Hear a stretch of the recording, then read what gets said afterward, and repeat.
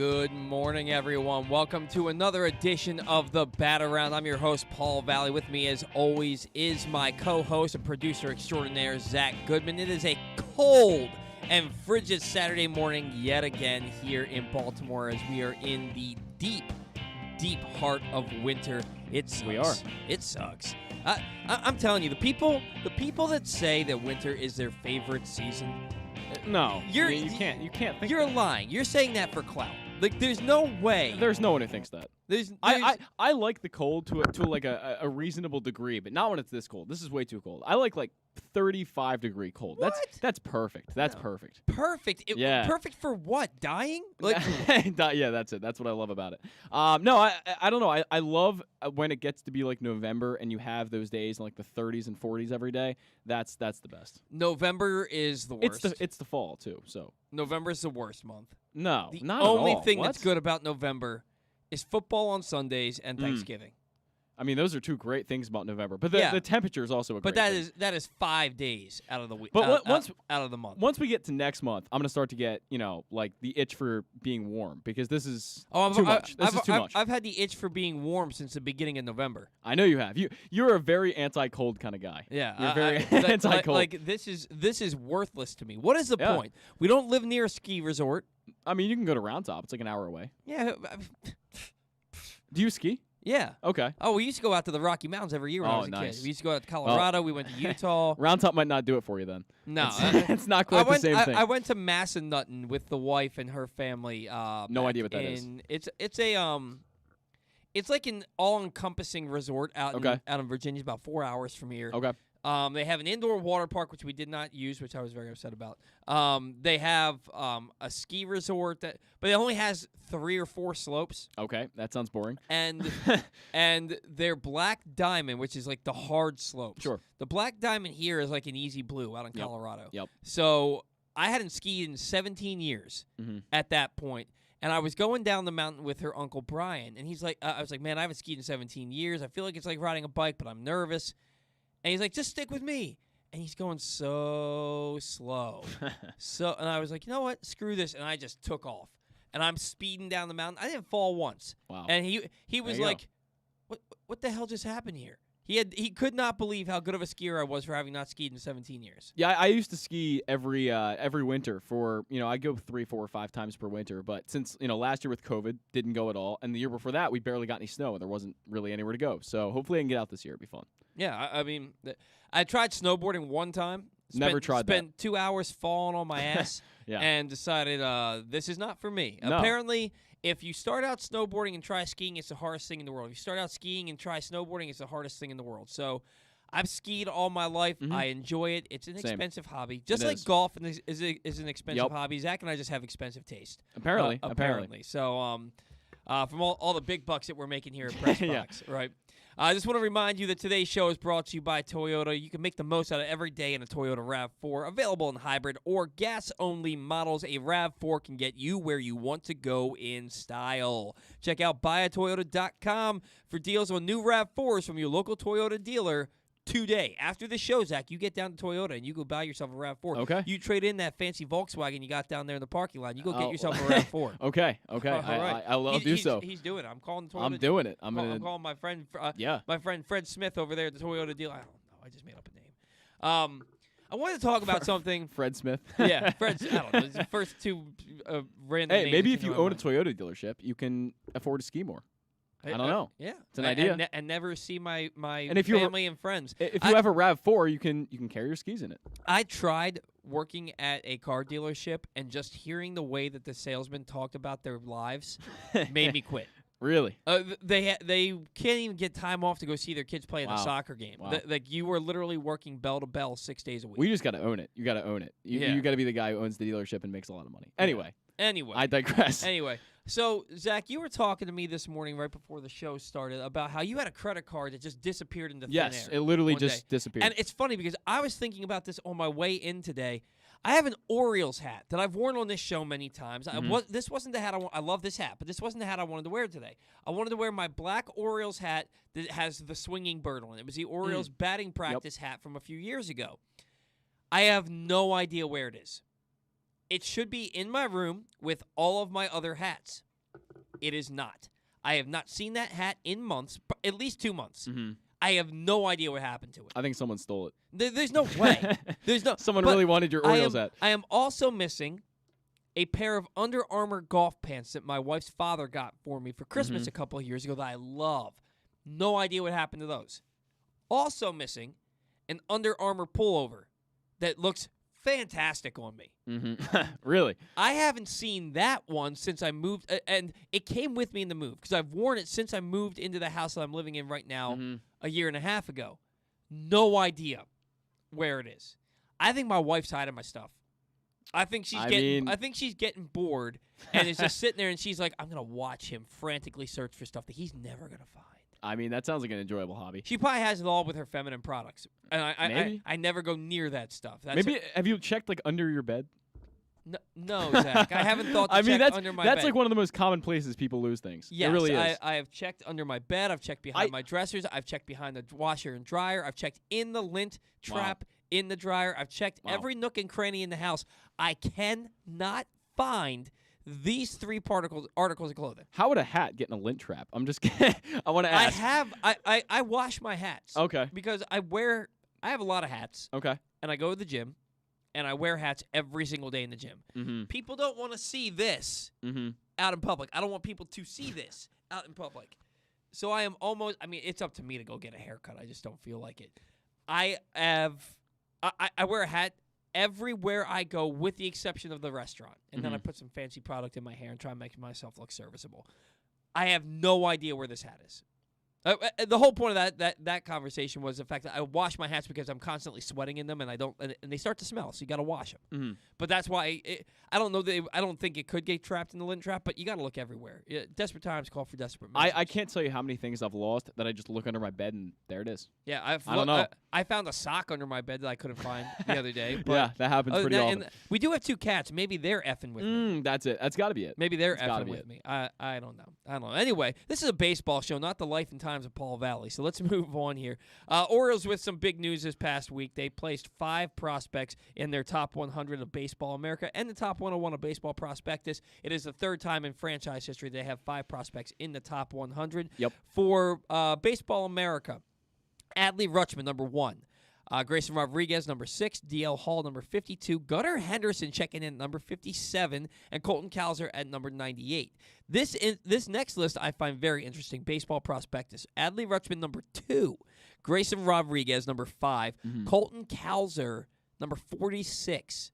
DL Hall, number 80. And Gunnar Henderson, number 88. Orioles well represented. Same 5 guys in each listing.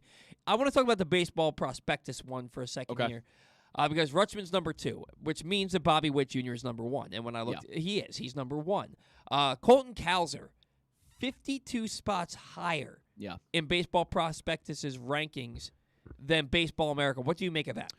I actually agree much more with Prospectus on this one. I think Cowser is a guy who, he performed at a low level. I'll give it that. It was not, AA or AAA where, he's probably going to be this year. But he performed, he hit 375. His on-base percentage was almost 500. I believe it was 490. The guy hit the cover off the ball. He had power that he didn't really show that much in college. He was driving the ball to all fields, just a beautiful swing. Colton Cowser was the best performer down the stretch of the end of the minor league season for the Orioles. And the guy really deserves, he was the number 5 overall pick. He deserves to be high up in that top 100 because we haven't seen any sort of evidence yet that he can't do what he just did in 2021. So obviously he's going to come out in 2022 and have to replicate that at higher levels. And he's not going to hit 375, but if he hits 325 or 350 or somewhere around that, and that's possible. I wouldn't say it's not. Wander Franco's done it. Vladimir Guerrero did it. It's possible.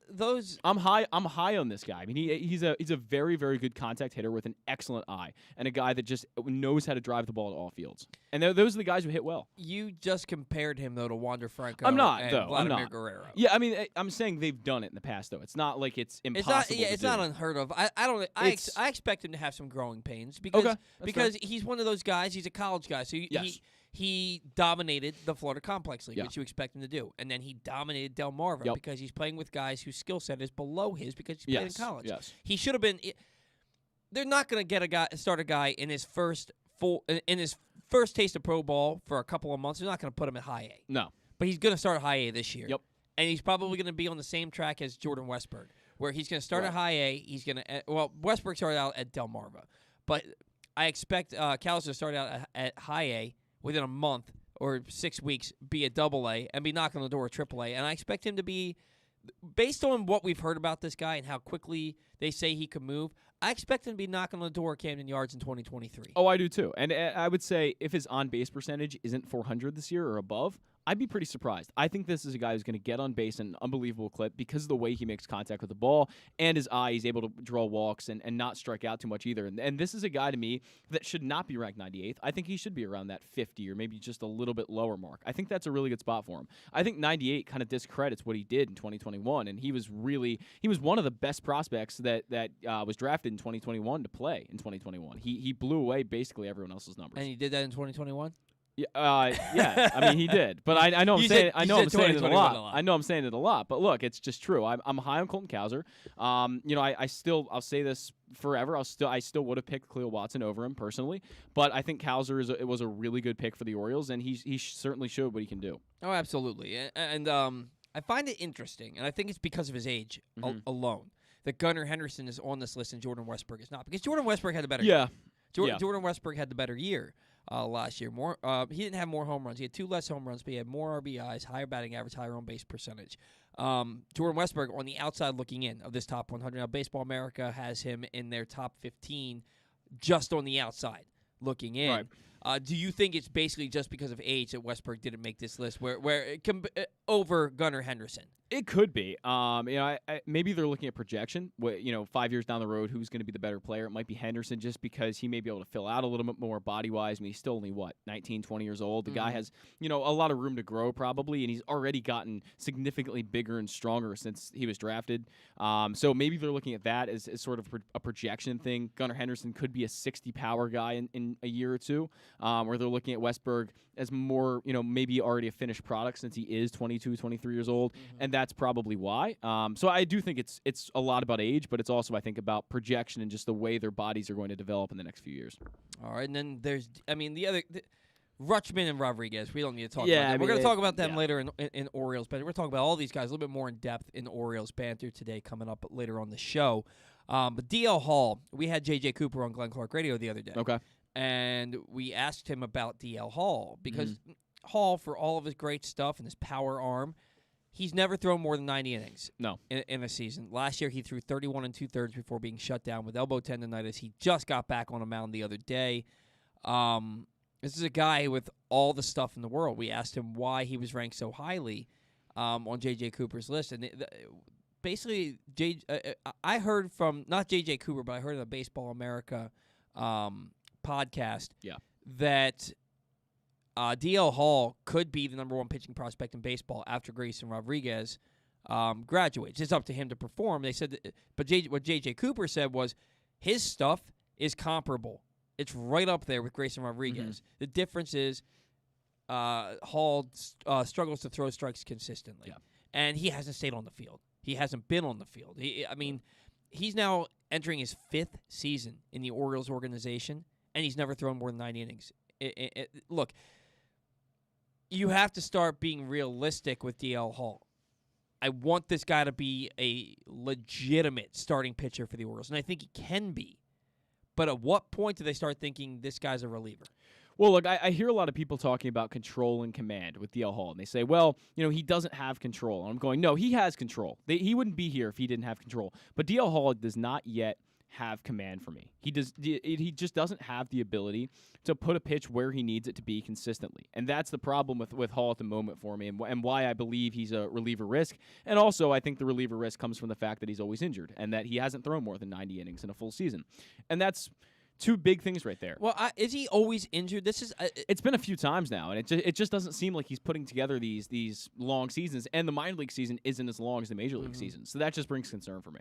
Well, he needs to go out there this year. And again, we don't want to take away from our other segment in the show, from the Orioles banter segment, but he needs to go out there this year, and he needs to prove that he can stay on the mound and he can dominate at the upper levels.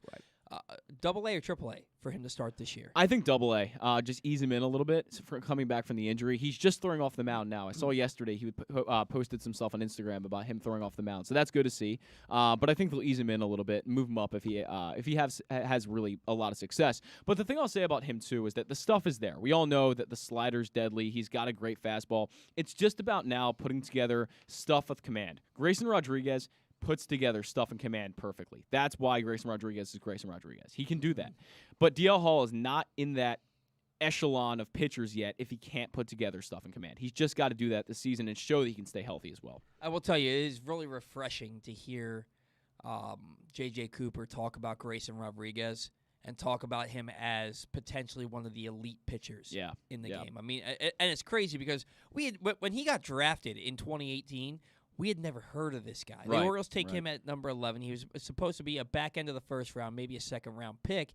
And then they called him on MLB Network the biggest pop-up prospect in the draft, that he just really took control of his game and really improved in all aspects, and his size and his body conditioning in his senior year in high school, and that this was a solid pick for the Orioles at number 11. And all he's done is dominate. Perform. It's all he's consistently – day in, day out, year in, year out, and knock on wood, he's been healthy. Yes. He stayed healthy. So I think you have to be so excited for Grayson Rodriguez. Now that leads me into getting back to the wall a little bit. And we spent the entire show talking about the wall the wall last week, and it's not so much about the dimensions, but what this wall pushback signifies.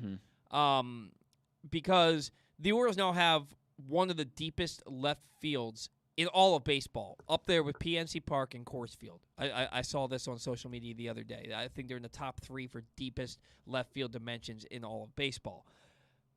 Are the Orioles resigning themselves to the fact that they don't have many pitching prospects beyond Hall and Rodriguez, and therefore they're going to have to go out and sign free agents? The top of the system is pretty bare. You can look at Kyle Bradish and Kevin Smith and Michael Ballman, and you can be like, okay, those guys might be something, but that's it. They might be something. You don't expect them to be world beaters. You're not convinced that you have the next John Means in those 3.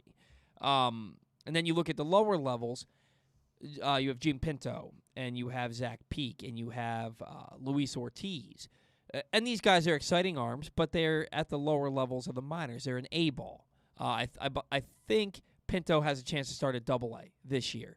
But you look at those guys, how bare is this system? Because we talk about it on GCR all the time, that Dan Connolly wrote this article last year for The Athletic that he got ripped apart for, saying that the Orioles don't have pitching prospects. After Hall, at the upper levels, he's right. After Hall and Rodriguez, it's a crapshoot. It's a crapshoot throughout your entire farm system. This Orioles regime, they go in the draft and they draft college hitters. Is this, which is the exact opposite of what Andy McPhail said when he was here, where he said we're going to grow the arms and we're going to buy the bats. It seems like the Orioles are growing the bats and they're planning to buy the arms. What is your thought on this? And do you see other pitchers that maybe aren't on the radar yet that you think will be? Well, I agree with Dan Connolly that there aren't a lot of pitchers in this top part of the organization that are going to make an immediate impact, and I think that's definitely a problem, and I think it's one that people kind of ignore because the Orioles have so much in that farm system that people don't really talk about the fact that there's not a lot of great pitching besides DL Hall and Grayson Rodriguez. But I'm not sure if they did this move, that moving the wall back and changing the dimensions because of that. I don't really think those two are correlated because this wall is going to be there now forever in Camden Yards for the next 30, 40 years, whatever it is. And to me, that's a change that you don't make just because of a current situation, right? Like, this is a long-term thing as opposed to a short-term thing. They're not just going to move the wall back for 2 seasons and then say, okay, we have the pitching now, so let's pull it back in. I think this is a move just to catch up with the rest of baseball and say, okay, we're going to make this a little more of a level playing field. But the Orioles certainly do need to recognize the problem that they don't have a lot of pitching that's coming up right now and that they're going to need to buy arms and they're going to need to trade for arms. It's just unfortunate that that's the way it's going to be. But when you develop a system with as many good hitters as the Orioles have, I mean, you can rattle off a list of 15 guys that could be, really good contributors in the next 2 or 3 years. And you could name probably 3 or 4 that are going to be pitchers, and that's just kind of a problem that the Orioles are going to have to recognize and fix. And I think they can easily do that. In the next 2 or 3 drafts, they can start drafting arms and drafting them high up, and then of course buying arms, as we've talked about before. But it's a problem you've got to recognize and fix. Well, and then you look at what they already have. Dean Kramer, Alexander Wells, Keegan Aiken, and Zach Lowther. Right. And I look at those guys, and I'm underwhelmed. Mm-hmm. We were going into last year. We were so excited about Dean Kramer. Right. We saw those off-season videos of him hitting 96 in the bullpen, and then he had the nice debut towards the end of 2020. Yeah. And then he fell off a cliff last week. Can we expect a bounce back from Dean Kramer when you look at Alexander Wells? He's such a soft tosser, and he's supposed to have command, which he did not have at the major league level. Zach Lowther, I mean, he's a guy. He had That's the way to put it. Yeah, I mean, he had a really nice appearance. I think he came in through like 3 shutout innings in relief, or maybe it was 5 innings of 1-run ball in relief towards the end of the year. I believe it was against Boston last year. And then Keegan Aiken showed flashes towards the end of the year, but can the Orioles trust these guys? They're gonna all these guys are gonna get starts for this team. Can the Orioles trust them? Or are we looking at a repeat from last year? I mean, I guess that's a harder question to answer because it's a new year and we haven't seen anybody doing anything yet. But how much can you really trust these guys? I don't think you can. I just don't think we've seen anything from any of them except Dean Kramer. He's been successful in some spots where you feel like, okay, Dean Kramer is going to be a guy. And like you said, we were really excited about Dean Kramer because he has shown flashes of this great potential with that great 12-6 curveball he has and the ability to command the fastball. He's shown it. But he fell off a cliff last year. He lost all confidence. So I don't know what to expect from Dean Kramer. I have no idea. Zach Lowther, Alex Wells, Keegan Aiken, I kind of group them into this trio of just meh, right? That's the way I look at it right now. It's just, okay, they're fine. They're going to get some starts. They're going to throw some innings. I don't know if they're going to prove anything. I think Dean Kramer has a much better chance to prove something and prove he's a chance to be a part of this rotation for a long time. But I look at Lowther, Aiken, and Wells, and I just don't really see a lot of projection there where you're going to look at them 3 years down the road and go, this really changed the course of our franchise. I just think they're going to be good spot starters for a little while, and that's about it. They're just guys, right? They're just guys. The good news is that Major League Baseball and the Players Union met. They met last week, a week and a half ago. Nothing came from it, and now they're planning to meet again on Monday, with the Players Union giving a counter proposal for a new CBA. I don't expect anything to come from this. In my heart of hearts, I firmly believe what's going to happen is they're going to reach a deal on March 1st. I think they're going to reach a deal on March 1st. They're going to have 4 weeks of spring training, and the season's going to start on time. But it's good that they're meeting. Do you have any hope or expectations beyond that, beyond the fact that they're meeting? Yeah, I agree with you that I don't think a deal is coming right now. It's just not going to happen.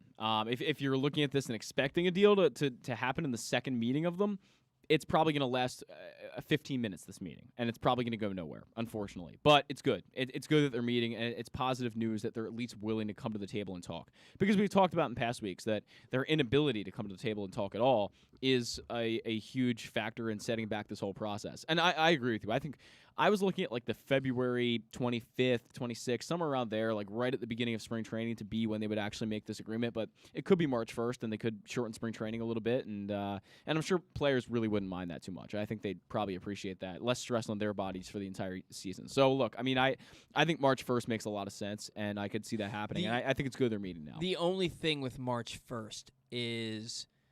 No, I didn't think about this when the number just stands out in my head because it would give them basically exactly 4 weeks. It makes perfect sense. However, the free agent frenzy. Are the players going to want to get a deal done quicker than that because of the fact that a lot of these guys don't know where they're going, who they're playing for, where they're playing in 2022, and it's going to be, like I said, a frenzy. Right. It's going to be, we gotta sign because we gotta get where we're gonna be. Well, I guess it depends on. And if that happens on March 1st, how many players are gonna get into are gonna be able to get into the baseball shape, not knowing where they're gonna be, and so Hopefully it's before then, but again, March 1st just sticks out of my head. We were supposed to talk about the Orioles' international signings, and Zach did a little bit of research for me last night, and unfortunately we didn't get an opportunity to get to that because we got to get Stan on the line. We'll get to that in banter. But we'll talk about it. We got plenty of time in banter. While Zach gets Stan on the line, the rest of the show for today, we have Stan the Fan Charles. In a matter of moments, we're going to talk about the Players Union and the Major League Baseball meeting, the Orioles prospects, and just all things Orioles with Stan here in just a moment. Then we have a really special show today. Orioles Senior Director of International Scouting, Koby Perez, is going to come on at 11 o'clock, talk about the Orioles international signings, the Dominican Baseball Academy, and how they broke ground and how far along that's coming. Then Zach's going to sound off a little bit, and then we're going to get to Orioles banter before Zach gives us some trivia to close things out here on the Battle Round. But with that in mind, we do have Stan the Fan Charles on the line with us right now. Stan, good morning. How are you today? Good morning, Paul. Good morning. What's going on? Not too much. We're talking about the Orioles having 5 prospects in the top 100 in Baseball America and the top 101 in Baseball Prospectus. How important? We're looking at Gunnar Henderson first and foremost. He's rated 57th overall in all of baseball for the top 100 prospects, Stan. How important is it for the Orioles to have a middle infielder in the top 100 and rated that highly after not really having anybody for that position since Jonathan Scope and Manny Machado? I mean, it's important. The sheer numbers of players in the top 100 is the overall more important thing. That there is some, top level talent in the organization. No question about it. But we got to remember that Gunnar Henderson is still, what's he, 20 years old now? I believe he's 20 years old now. Yeah. So he played last year at Delmarva and Aberdeen, and even got in a few at bats at Bowie last year. And at each level, he did a little bit, lesser in terms of batting average and the important numbers. But overall, for the season, he had a pretty decent year. Yeah, and when you think about the fact that this is a high school kid who had 2 months of baseball after he was drafted, it was really his first full pro season this past year, and the fact that he played at 3 levels, I think, is really telling him what the Orioles see in him. Another guy that did the same thing in his first pro year was Jordan Westberg. Now, he came out of college. He was a college player, so you kind of expected him to play a little bit better, and he did have a better year than Gunnar Henderson, but he missed the top 100 despite having a better year across the board. Do you think that he missed out on the top 100 just because Gunnar is a couple of years younger? I'm not quite sure how they factor everything in, but I mean, he's clearly, he's probably in the top 125. So, you have 6 in the top 125. That's pretty darn good. Yeah, no, I firmly agree with you there. Sticking with Henderson here a little bit, we had J.J. Cooper on GCR the other day, and he said that he thinks that Gunnar Henderson, if he has to, can stay at shortstop. But he thinks it's going to be better for his career overall if he moves over to third base, and he thinks he's going to be a really good defender at third base. What are your thoughts on that? Do you think that the Orioles maybe we don't know what the Orioles are thinking internally, but if J.J. Cooper is saying this, do you think that it's in the Orioles' minds that, hey, Gunnar Henderson's probably our third baseman of the future? Listen, a lot can happen between 20 and 22 when he's up here. How much weight he puts on and all that. And all that. I saw him play one game last year at Aberdeen, and he made a couple really nice plays out there at shortstop. So it's nice that he can play shortstop right now, and he could perhaps make his major league debut at shortstop because there doesn't seem to be anybody tremendous in his way. But yeah, I mean, I've heard all along that they think third base is the more probable landing spot for him eventually. Stan, we've only seen Gunnar get stronger and bigger as it's gone on through his career. He's gotten to be, a pretty big guy now with I guess, more of a limited mobile profile now. When you start to build out muscle, obviously you get a little less mobile and agile. Does that concern you at all for being on the left side of the infield, or do you think that makes him more of a candidate to go to one of the corner outfield spots? I think Gunnar Henderson will play an infield spot. Okay. For much of his career. I have my concerns about it. I got to be honest. I don't know. His body profile just seems to me more like a corner outfielder than it does an infielder. Well, how many But we'll see. how many times did you see him last year? I saw him 3 times. 3 times. Okay. Yeah. And where'd you see him play? I saw him at both shortstop and third base.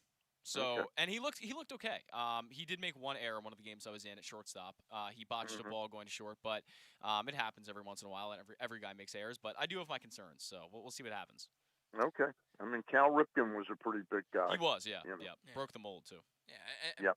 Manny Machado is a big guy. He moved over to third base and became one of the best defenders we've ever seen. Yep. It's not unprecedented. Now, Stan, the Orioles are leaving a serious mark on the international market. They signed 27 players last weekend to agreements, and we know the names of the top 3 guys. Where you have Braylon Tavera, you have Cesar Prieto, and Leandro Arias. Where are the Orioles? Prieto's the 22-year-old, right? Yes, he's a 22-year-old. With these signings, and they're signing 7-figure deals now, and they gave Braylon Tavera the biggest bonus that they've ever given in an international signee. How far along are the Orioles in their international efforts? We know that they were behind the 8 ball because of the previous regime.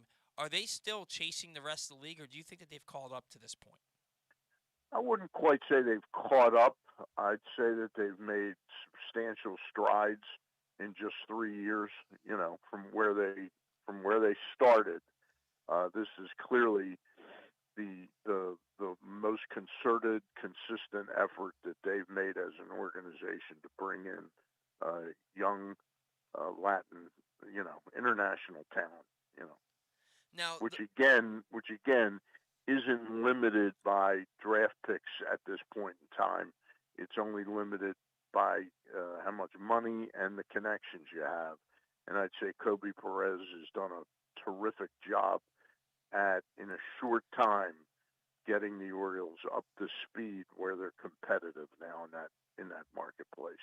Yeah, we actually have Koby Perez coming on the show right after you, Stan, so we're going to talk to him about that further. Yep.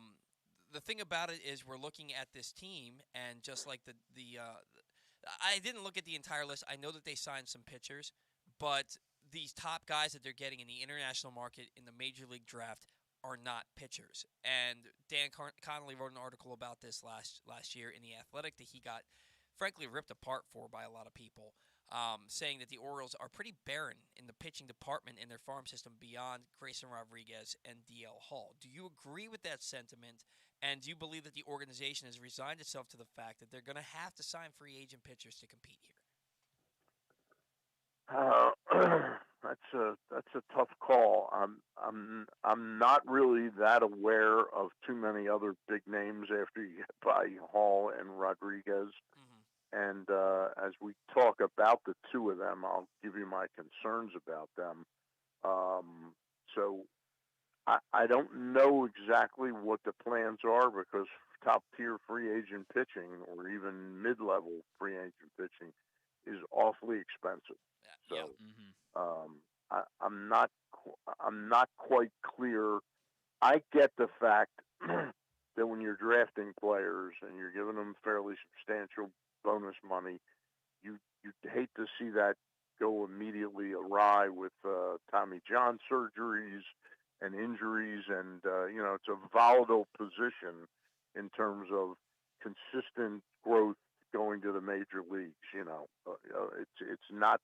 It's not the same for pitchers. There's just too many speed bumps that they hit, either talent-wise, development-wise, or injury-wise. So I understand why you would spend a lot more of your grub stake trying to get offensive players. But at the end of the day, you have to have pitching. You have to have a plan. I don't know. I don't know where it's going to come from at this point in time. Yeah, I am excited overall by the clearly highest level of talent that they've had, in the minor leagues in a long, long time, and it's great to see that. But again, the pitching it's sort of a mystery to me right now, how they intend to compete with the pitching that they have. Yeah, and you look at a guy like DL Hall, and when we talked to J.J. Cooper, he even said Hall's stuff is right up there with Grayson Rodriguez. It's his inability to command the ball as much as Grayson Rodriguez can, and his inability, frankly, to stay on the field. Stan, DL Hall is entering his 5th season in this organization, believe it or not, and he has never thrown more than 90 in the third innings in a single season. At what point are the Orioles kind of looking at this and saying, this guy can be a really formidable starter, but it's been 5 years. We got to get him up here. Maybe he's a reliever. I mean, it's definitely concerning. It's concerning to me both about Hall and look, the combination of DL Hall missing the 2020 season, and I don't remember, was he at the was he part of the primary workout spot? What was it called? The alternative site? He was. I don't remember if he was there the whole time, he how many innings he got in, but the bottom line is he got 7 games in this year and pitched 36 and 2/3 innings, his total innings pitched from 2018, 19, 20, and 21, when you give him a 0 for 20, that's 3 seasons he's thrown 217 innings. The numbers, 1.24 whip, a 2.99 ERA, 284 strikeouts in 217 innings. Those are all good. But again, the average innings that he's getting in is just very weak. And I got to tell you, I have the same concern with Grayson Rodriguez, not quite as severe, but they've really babied him. This past year, he got in 23 games, 103 innings, which when you divide 23 into 103.1 innings, it's 4.49 innings per game. Yeah. Yeah, it's that's. I'm not saying that's like. I'm not saying that's a reliever or an opener, but it's not what I want to see development wise for my starting pitcher at that age. I'd like to see him going 5 2/3, 6 2/3. In that ballpark, that sweet spot that shows you he can get deep in games, because this does not. This resume of his, while the overall numbers are spectacular, there's that missing ingredient, which is, can he really start and go deep and give you innings in a season? And that's still yet to be proven. And I would think that the half season he'll get in this year, probably, or 2/3 of the season at Norfolk, I would think that that's got to be sort of part of his development now, is to take the training wheels off a little bit and see if he can give you 6 innings, and how effective is he after he gets by 4 innings, Yeah, Stan, no, I agree with you. Unfortunately, yours and my opinion about how about how pitchers should be developed is becoming an old school mentality, because if you look at the game as it's developing and evolving right now, they only really expect starting pitchers to go 5 innings anymore, and that you better have a lockdown, shutdown bullpen that can come in and get you outs for the last 4 innings of the game. I'm with you. I want to see Grayson Rodriguez go out there and be able to give you 6 to 7 innings, and every now and again a complete game or 8 innings when he goes out there to make a start. Now, I do think that some of that was limited this past year because there was no minor league season. A lot of these guys, they were trying to kind of baby them back into things because they hadn't thrown much the year before. And yeah. So I think there's something there. But I agree with you, Stan. You got to get that number up to about 5 2/3. If he's as good as we think he is, I don't think having him throw an extra inning is going to do every start out is going to do much to his arm. The thing is, I get the sense that this is the development plan because they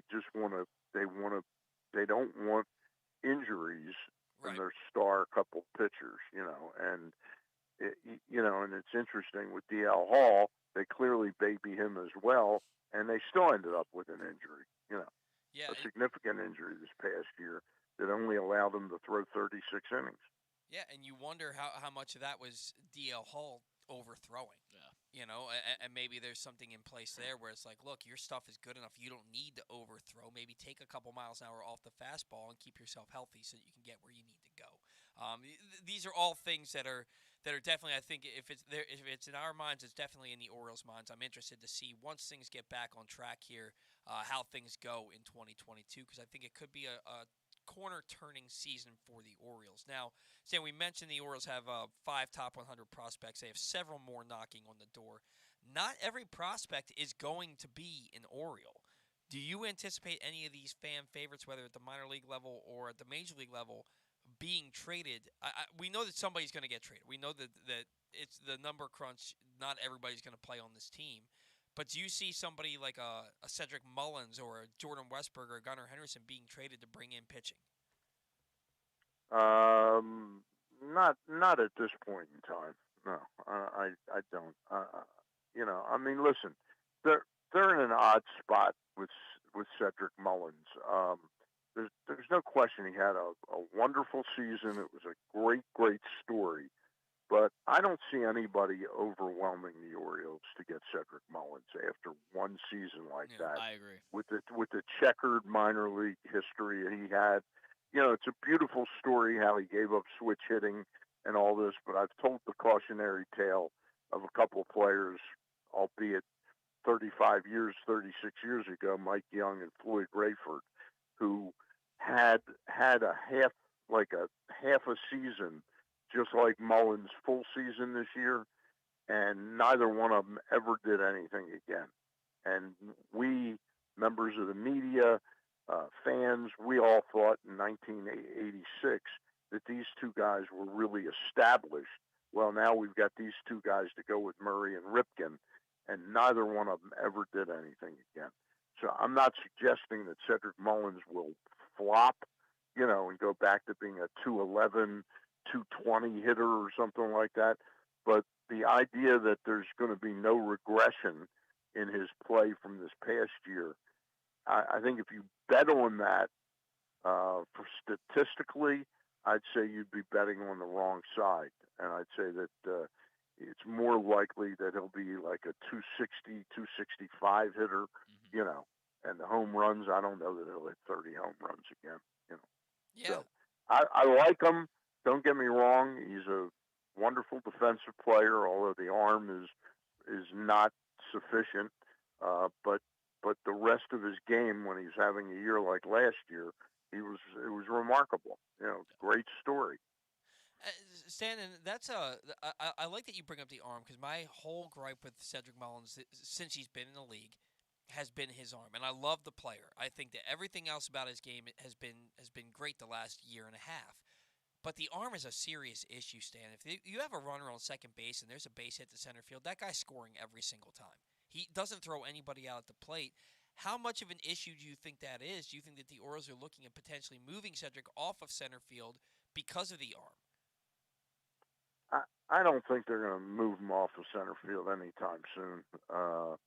I really wish the organization, this organization does not appear to really embrace their players, that we all, as long time Oriole fans, and Paul, you're too young to say you're a long time Oriole fan, but there's a center fielder that I recall who's probably in the history of the club the second best center fielder they ever had, behind Paul Blair, and that was Al Bumbry. Mm-hmm. And Al Bumbry had a very weak arm. He made up for it by learning how to break and get his body in position to get the mechanics of throwing sped up. And Al Bumbry became a perfectly adequate thrower who could throw people out. Cedric Mullins has got some work to do on that, in my opinion. His sort of wind up as he gets the ball, it takes too much time, He's got to get his footwork down a little bit better when he's chasing a ball like a single up the middle, that there is a real chance he could throw somebody out. He's just not showing that yet at all. It's probably it's the weakest spot of his game. There's no question about it.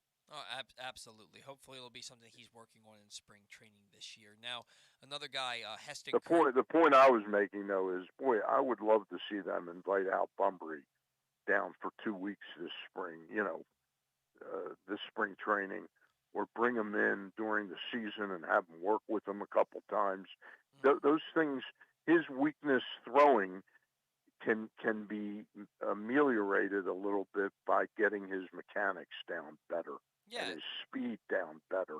You know, yeah, especially a guy who runs as fast as he does, who can get the balls quickly that fall in front of him. It's not a question of him sort of slowing down to do that. It's to speed up the other aspects of picking up the ball and releasing it and getting in the position. His windup is too big. yeah, and maybe it's also knowing him knowing what his own limitations are and being able to say, "Hey, I got to throw this. I got to get this to the cutoff man. If I'm going to throw Yep. home, I got to throw Yep. through the cutoff man, and maybe that throw is good enough that it can get home if I have a shorter target instead of trying to just power up and get it there. Something Yep. that I'm sure they're going to work on with him in spring training. Heston Kjerstad. We all know about his battles with myocarditis. He seems to have made a full recovery, and from all reports, he impressed in the fall instructional league and in mini camps. And now he is expected to receive an invite to big league spring training. Where should we expect Heston Kjerstad to begin his pro career, and how quickly can we realistically expect him to move? I would guess, first of all, with how screwed up this spring training is going to be.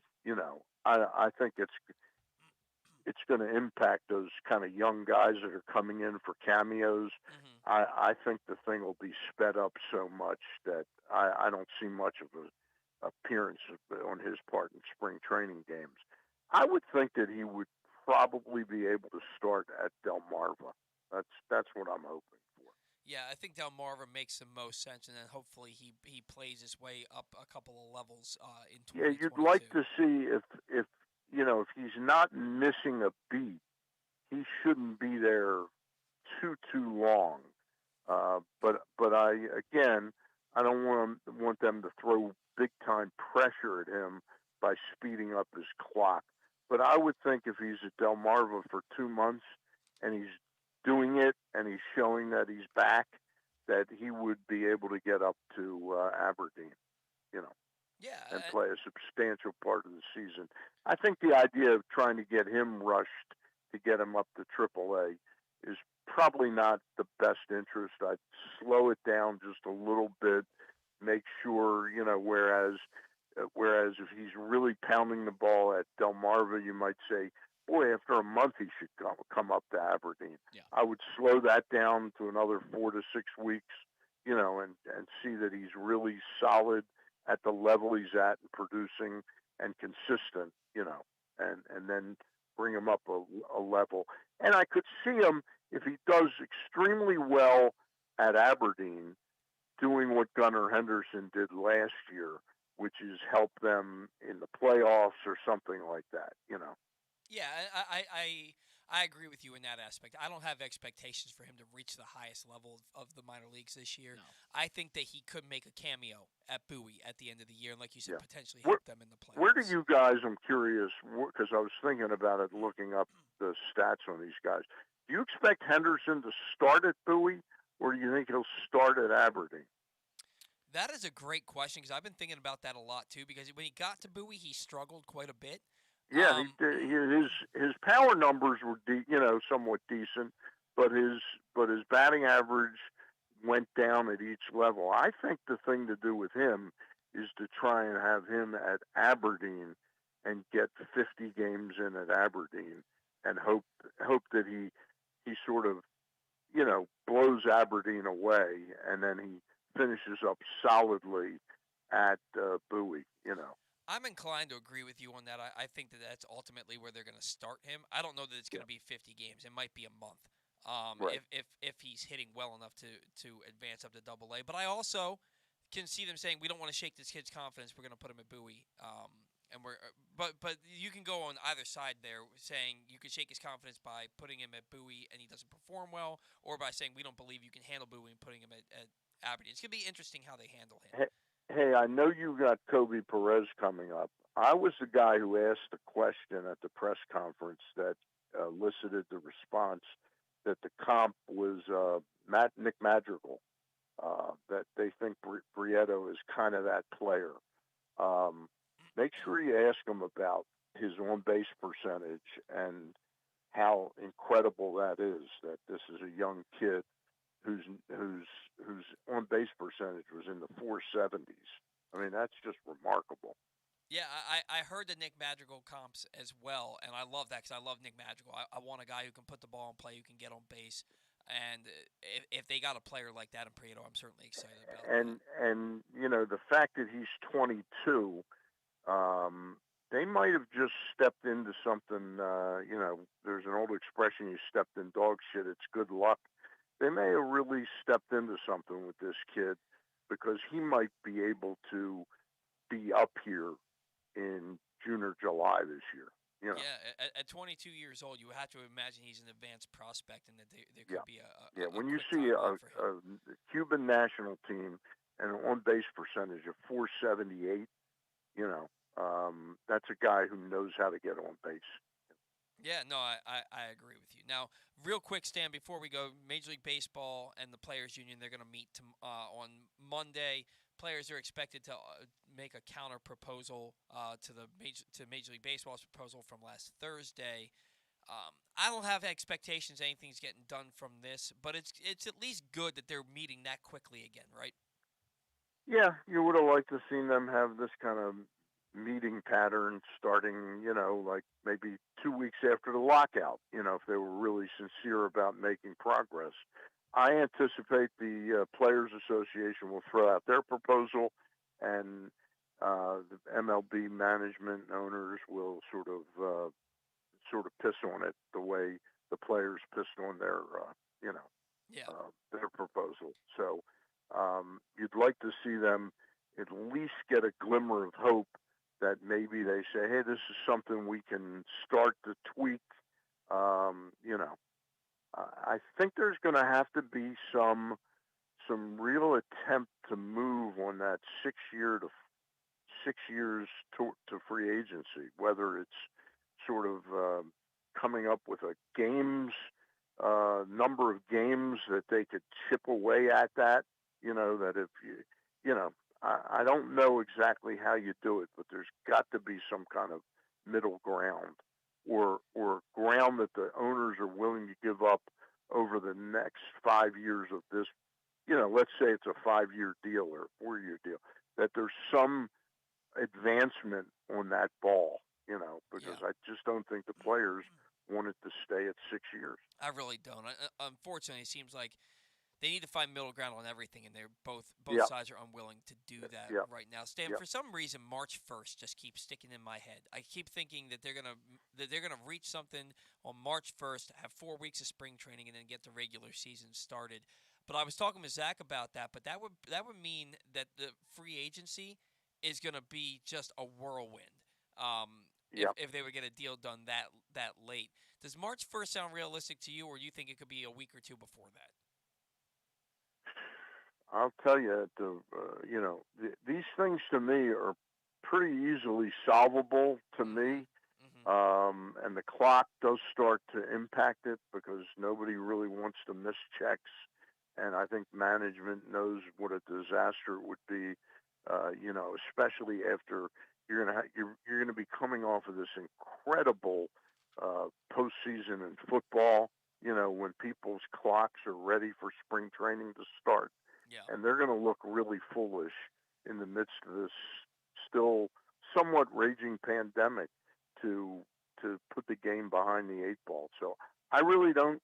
I'm not going to take out a crystal ball and try and guess. I just don't really know. Yeah, you're the smart guy in the room, so Yeah, yeah. I hear you there, Stan. Thank you so much for joining us. All You right. have Don Stanhouse coming up with you and Ross on Monday, correct? Yep, that's correct. We're looking forward to talking to old full pack. All right, we'll be sure to tune in, and we'll talk to you next weekend. All right, Stan. All right, guys. See you later, Take Paul care. and Zach. Bye. That was Stan the Fan Charles joining us for his weekly segment. And Stan has two great shows for you every week. Every Monday night, Stan and former Orioles pitcher Ross Grimsley visit with a different guest from the world of baseball. And every Wednesday night, Stan and Gary Stein chat with a different newsmaker from the world of sports. This past week, Stan and Ross caught up with Hall of Famer Jim Palmer. Then Stan and Gary chatted with Maryland Sports Executive Director Terry Hasseltine. Find that show under the videos tab at facebook.com/PressBoxSports or PressBoxOnline.com/video. As we just mentioned, coming up Monday, you won't want to miss it when Stan and Ross catch up with Don Stanhouse, former Orioles closer who was known to give fans a bit of a heart attack, but ultimately come out with the save. He'll be joining them at 6 p.m. on Monday. When we come back in here on the Bat Around, we're going to have Orioles Senior Director of International Scouting, Koby Perez, joining us here on the Bat Around. Glory Days Grill's winter seasonal menu is back with comfort classics like their house-made meatloaf and short-rib grilled cheese. It also features the center-cut sirloin with grilled shrimp, the char-grilled pork tenderloin, grilled meatloaf sandwich, smoky thigh wings with Alabama barbecue sauce, and a Brussels and bacon appetizer. All of these items pair well with Devil's Backbone 8-point IPA or their anniversary IPA brewed by Devil's Backbone. And try their seasonal cocktails, Blood Orange Bourbon Cider, Apple Ginger Mule, and Captain's Hot Cider. Find out more and get your order in today at glorydaysgrill.com. Great food, good sports. That first sip. That first bite. Start your day off right with a delicious breakfast at Royal Farms. Choose from a fantastic selection of fresh Royal Farms breakfast sandwiches and top it off with a rich hot cup of the freshest coffee in the world. At Royal Farms, breakfast is available day and night. It's the freshest breakfast in the world. Real fresh, real fast. Royal Farms. From all of the biggest games to the smallest events, make every bet worth your while at MyBookie. Start by doubling your first deposit instantly with MyBookie's first deposit bonus up to $1,000. Double your money before you even place a bet, and all you have to do is sign up and deposit using the exclusive promo code PRESSBOX at mybookie.ag. If your first deposit is $100, MyBookie adds $100 so you can start with $200 to play with. If your first deposit is $1,000, MyBookie adds $1,000 so you can start with $2,000 to play with. With tons of great games and prop bets to take advantage of this week, there is truly something for everyone. Don't wait any longer. Head to MyBookie today to redeem your double deposit bonus so you can start winning big today. That's promo code PRESSBOX to receive double your first deposit instantly in your account. No hassle, no wait. Bet anything, anytime, anywhere with MyBookie. The latest issue of PressBox is available now, and it's our very special annual Best of issue. On the cover, we celebrate Justin Tucker as our Mo Gabba Sports Person of the Year, honoring his historic on-field achievements, but also the unprecedented relationship he shared with Baltimore. Inside, we recognize the top people, performances, and moments of 2021, including Cedric Mullins' incredible season and the dominance of local Paralympic athletes. PressBox is available for free at over 500 area locations, including 60 Royal Farms stores. And you can always find the entire edition, as well as the best daily coverage of the Orioles, Ravens, and Terps at PressBoxOnline.com.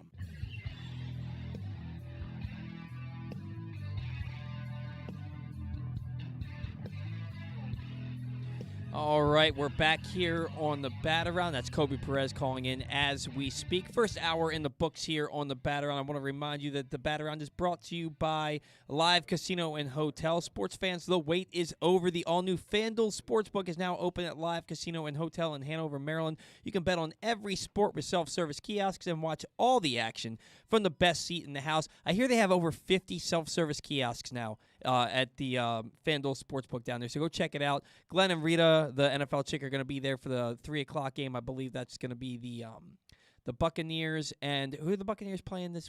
Why can't I remember that right now? I'm not sure, but it might be the Packers. It could is. be. It is. Okay, It's going to be Packers. No, the Packers are playing the 49ers. Are they? Yeah. Okay. Yeah. I don't know. I'm drawing a blank right now for some reason, but it's going to be the Buccaneers game at 3 o'clock on Sunday. Glenn and Reed are going to be down there at the FanDuel Sportsbook at Live Casino and Hotel. So go down there, hang out with them. They'll teach you how to bet, have a lot of things going on. They're going to be doing that. It's the Buccaneers-Rams. It's literally right here in the Reed on January 23rd at 3 o'clock at the FanDuel Sportsbook at Live Casino and Hotel in Hanover. Joining us now on the line, he is the Orioles Senior Director of International Scouting. He is Koby Perez. Koby, thank you so much for taking some time again for us here this morning. How are you today? I'm doing well. How are you guys? We're doing really well. Excited to have you on the program because Orioles made some news this past week with their 27 international signings. They spent over $6.2 million on the international market. Braylon Tavera, Leandro Arias, and Cesar Prieto are the big names. Prieto's 22 years old, considered the best hitter out of Cuba. The thing about him, advanced age for international signing. What can we expect his timeline to be, and how big of an impact player can he be? I've heard Nick Madrigal comps and the on-base percentages through the roof. What are we looking at with Cesar Prieto here? Yeah, we were able to get Cesar Prieto. Cesar has a really good track record of hitting. He's been the best hitter in Cuba the past couple of years. Has set some records over there. His like you mentioned, his on base percentage and his bat to ball skills are really good, and they resemble some of the elite in the major leagues. That being said, he's also only been in the U.S. for 7 or 8 months, and it's a growing curve for him. Just different culture on the baseball field, maybe a little bit of a different style of play.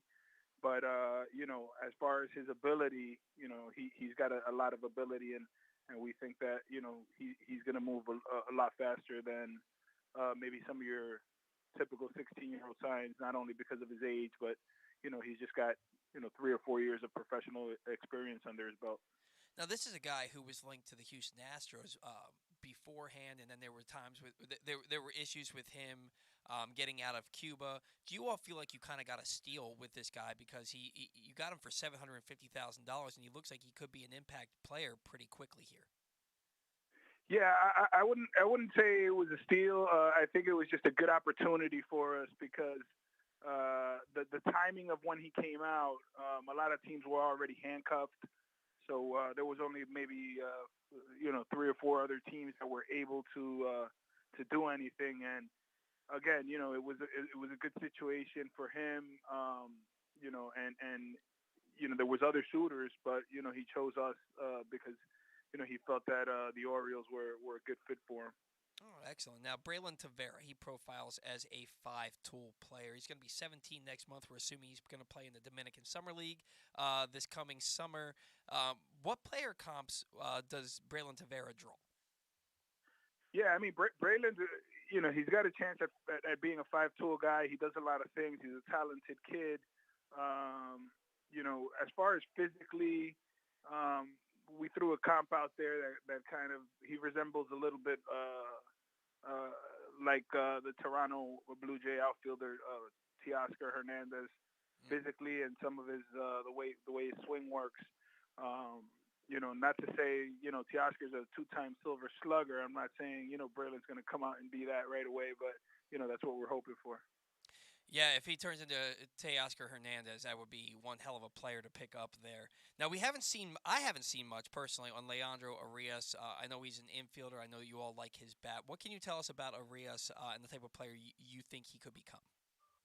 Yeah, Arias he's a switch hitting shortstop who we believe can remain at shortstop. He's very very agile, runs very well. I believe some of the publications had him in the top 50 international guys, and I think a lot has to do with just, he shows resemblance of a complete player, defensively, arm strength, switch hits, and a lot of the things we focus on is, bat to ball skills, and, he definitely has that. So we're excited to get him. The Orioles, they have in their top 30, they have some international players. They have Luis Gonzalez, Samuel Basayo, Michael Hernandez, who you all signed last year during the international signing period. Then you have guys just on the outside looking in, guys like Luis Ortiz and Gene Pinto, who came over in that trade with the Angels. How important is it to have international prospects in your top 30? And how close are the Orioles to catching up to the rest of the league after the previous regime pretty much ignored the international market for the most part? I think it's really important just for maintaining a strong minor league system. As you know, in the draft, we draft players of all ages. 18-year-old high school guys, and it can go up to 22, 23-year-old college players. So I think by signing these young players, some of our better prospects will graduate to the major leagues, and then these Latin guys, a lot of them will start filling in our affiliates, and I think that's when they'll really become well known after they start getting to our affiliates. And I think this year coming up, it'll start to show in Delmarva. So we should have a good group of Latin guys going to Delmarva, and then going forward, they should start every year after that. They'll start, start to get up the line, and I think you'll see a lot of good players and pleasant surprises. Now, where do the Orioles stand as far as their international efforts are concerned? As we mentioned before, they weren't really active in the international market before you got here, Koby. Have you all caught up to the rest of the league? Are you still playing a little bit of catch up? Where do your efforts stand, and how do you feel about this moving forward? Yeah, I feel like we're caught up now. Again, for you to see your signing class, it takes years. So we signed these guys in 2019, for example, the Ortizes and those guys, and Rangel, and like a lot of those guys is now they'll start to show because they'll be at an affiliate. If everything goes well. So I think as far as the players we're signing, I think we're in the mix. I think for you to start seeing it, I think this is the year where you'll start seeing kind of, these players in action. Our 2020 class with Basayo, Hernandez, De Los Santos, and a few other guys that are coming over to the States, they'll start becoming more, fans will start becoming more familiar with these guys. Now, usually during these international signing periods, we tend to see guys come from the Dominican Republic and Cuba and Venezuela. What we haven't seen a lot of is guys coming over from the Asian market, from the Japanese league, from the KBO. How active are you all overseas in scouting players, and can we expect you to tap into that Asian market moving forward? Yeah, we obviously we scout all the markets. If there's a player, we want to see him. So we go there. I think because of the pandemic, for the last couple of years, it's really been slow, just because of the travel, the logistics, and all that. But we're out there looking at those guys as well. Sometimes those players, they have their own like major league there in Korea and Japan and Taiwan. So sometimes the players prefer to play there because they're in their home country and they can make some money. And then when they do decide to come out, a lot of times they already have professional experience. But we monitor that market, and we find a fit. We're not afraid to go there. Now, one of the first forays that you've made into the international market was in 2019 when Andrew Cashner was traded to the Boston Red Sox for Elio Prado and Noelberth Romero. How are they coming along? How are they progressing? I saw that Prado didn't really play and hasn't really played anywhere since 2019, at least as far as his stat sheet would suggest from Baseball Reference. Is he getting his work in? How are they coming along? Yeah, they're both coming along pretty well. The reason Prado hasn't played, he had an injury. Oh, okay. And everything's looking good. He was at the instructional league, and he should be in spring training this year, and hopefully, he's able to play and have a good year this year. But yeah, both those guys are good-looking kids. They're in the mix there, and along with other guys that we acquired in trade. So, I think our lower levels, they'll be pretty strong. Now, the last time we had you on the show, Koby, was to talk about the new Dominican Academy that the Orioles were breaking ground on. And they finally broke ground back in October. And I know this is supposed to be a 12 to 18-month process to get that thing up and running. How are things coming along? Are you starting to see substantial growth down there? How are things looking with that new Dominican Academy? Yeah, no, it's looking good. I was just down there. We were able to walk the site, and the fields are starting to shape up. You can tell, there's a bunch of holes and construction going on. I'm not an architect, so I couldn't pinpoint everything, but I know they're working. There's lots of guys out there and moving dirt and getting it ready. So we're hoping that next year at some point we're in the ballpark. Yeah, it's certainly an exciting thing for the Orioles. Just another feather in your cap for the international market and the international efforts from this franchise. Koby, we know you are a busy man, so I certainly appreciate you taking some time to come on the Bat Around today. Thank you so much. Have a great weekend, and hopefully we'll get to talk to you again this season. Yeah, man, anytime. Thank you so much. Absolutely. Take care. That was Koby Perez, the Senior Director of International Scouting for the Baltimore Orioles, giving us a little bit of insight and intel on their international signings. And the fact that a guy like Koby Perez, Zach, is going to sit there and say, we're called up to the rest of the league, that's exciting. And I think that's been proven. They've given out now over the last 2 years 3 six-figure deals to international prospects. They have their Dominican Academy. And then they have 3 international prospects in their top 30, which is important, and you wonder how long it's going to take for some of these other guys to get in there. Cesar Prieto might get in there sometime this year. Sure. I think he will be.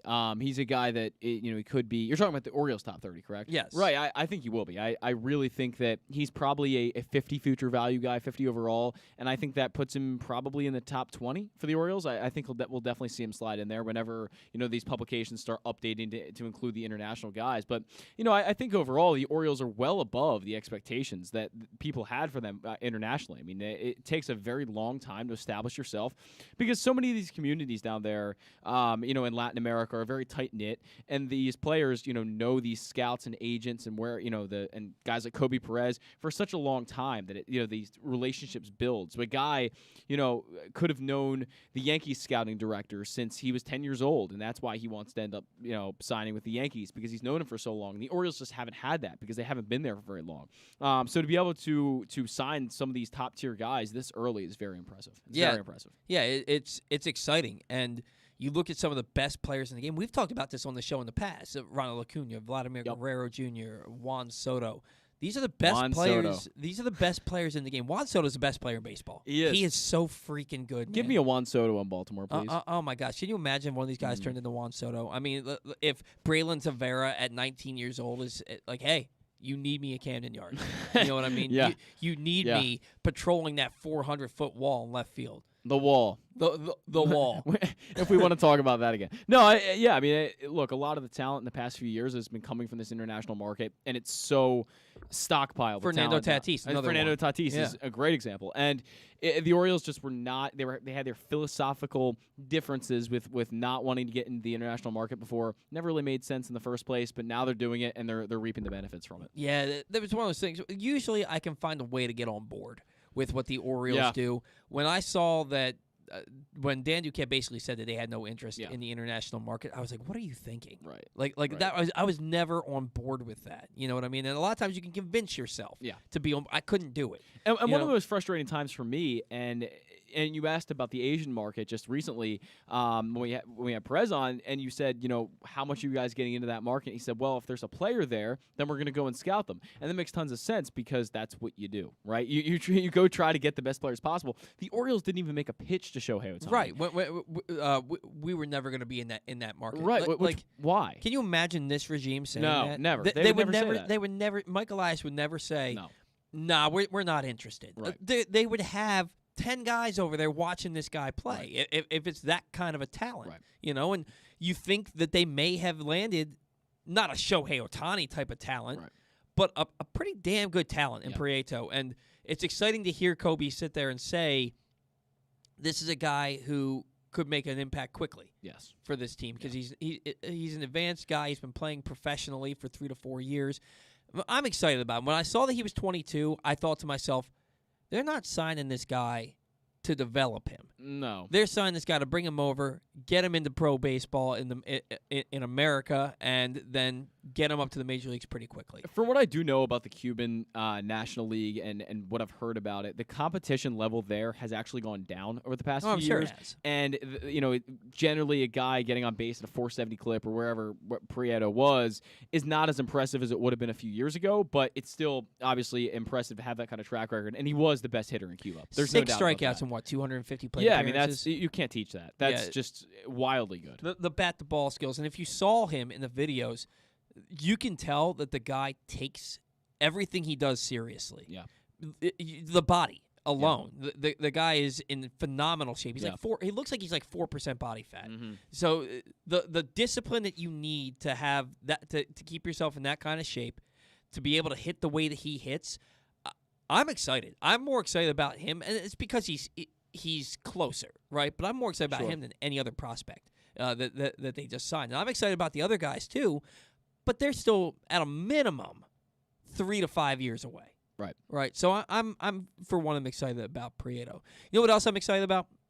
I'm excited about the latest issue of Press Box, which is available now, and it's our very special annual Best of issue. On the cover, we celebrate Justin Tucker as our Mo Gabba Sports Person of the Year, honoring his historic on-field achievements, but also the unprecedented relationship he shared with Baltimore. Also inside, we recognize the top people, performances, and moments of 2021, including Cedric Mullin's incredible season and the dominance of local Paralympic athletes. Press Box is available for free at over 500 area locations, including 60 Royal Farm stores, and you can always find the entire edition as well as the best daily coverage of the Orioles, Ravens, and Terps at PressBoxOnline.com. When we come back in, we're going to do some sounding off with Zach Goodman and then Orioles banter.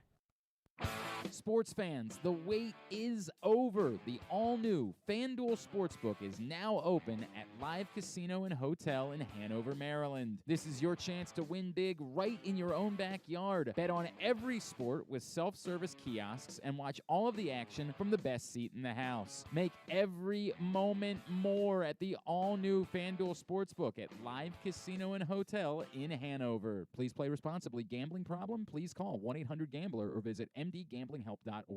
Need to hone your computer skills to boost your career? Or maybe you want an IT certification? CCBC Continuing Education has the courses and programs you need for a career in the computer field. And it's all tuition free. From the basics to specialized training, we have the classes you need, from hardware to programming to cybersecurity and so much more. It's your choice. It's your career. Call 443-840-4700 or visit ccbcmd.edu/computer training. Glory Days Grill's winter seasonal menu is back with comfort classics like their house-made meatloaf and short rib grilled cheese. It also features the center-cut sirloin with grilled shrimp, the char-grilled pork tenderloin, grilled meatloaf sandwich, smoky thigh wings with Alabama barbecue sauce, and a Brussels and bacon appetizer. All of these items pair well with Devil's Backbone 8-Point IPA or their anniversary IPA brewed by Devil's Backbone. And try their seasonal cocktails, Blood Orange Bourbon Cider, Apple Ginger Mule, and Captain's Hot Cider. Find out more and get your order in today at glorydaysgrill.com. Great food, good sports. Hey guys, it's Paul Valley, and there's a new era of Glenn Clark Radio as I've joined Glenn every weekday from 10 a.m. to noon. There will be some changes, but what won't change is the absolute best daily discussion of Baltimore sports. New Baltimore Ravens wide receiver, Rashad Bateman. Thank you, I appreciate it. He is outfielder Cedric Mullins. Thank you guys for having me. Trey Mancini. Thanks for having me on, guys. He is Kevin Zeitler. Thank you, very happy to be a part of this. Ravens kicker Justin Tucker. Thanks for having me. Adley Rutschman. Absolutely, thanks for having me on. John Angelos. Thanks a lot, good to be with you. Ryan Mountcastle. Thanks for having me on, guys. Marlon Humphrey. Thank you. Quarterback for the University of Maryland, Talia Tungavailoa. Thank you guys for having me. He is J.K. Dobbins. Thank you for having me. I had a great time. The great Ray Lewis. Always good to be on. Coach Mark Turgeon. Appreciate it, guys. Thank you. He is Mr. Cal Ripken Jr. Good chatting with you. You can watch us live at facebook.com/PressBoxSports or listen at PressBoxOnline.com/radio. And podcasts are available on Apple Podcasts or Spotify. The Toyota Tacoma comes in a wide range of models and trim lines. You can choose the perfect Toyota to reflect your unique personality and driving habits. Check out buyatoyota.com for deals on new Tacomas from your local Toyota dealer today.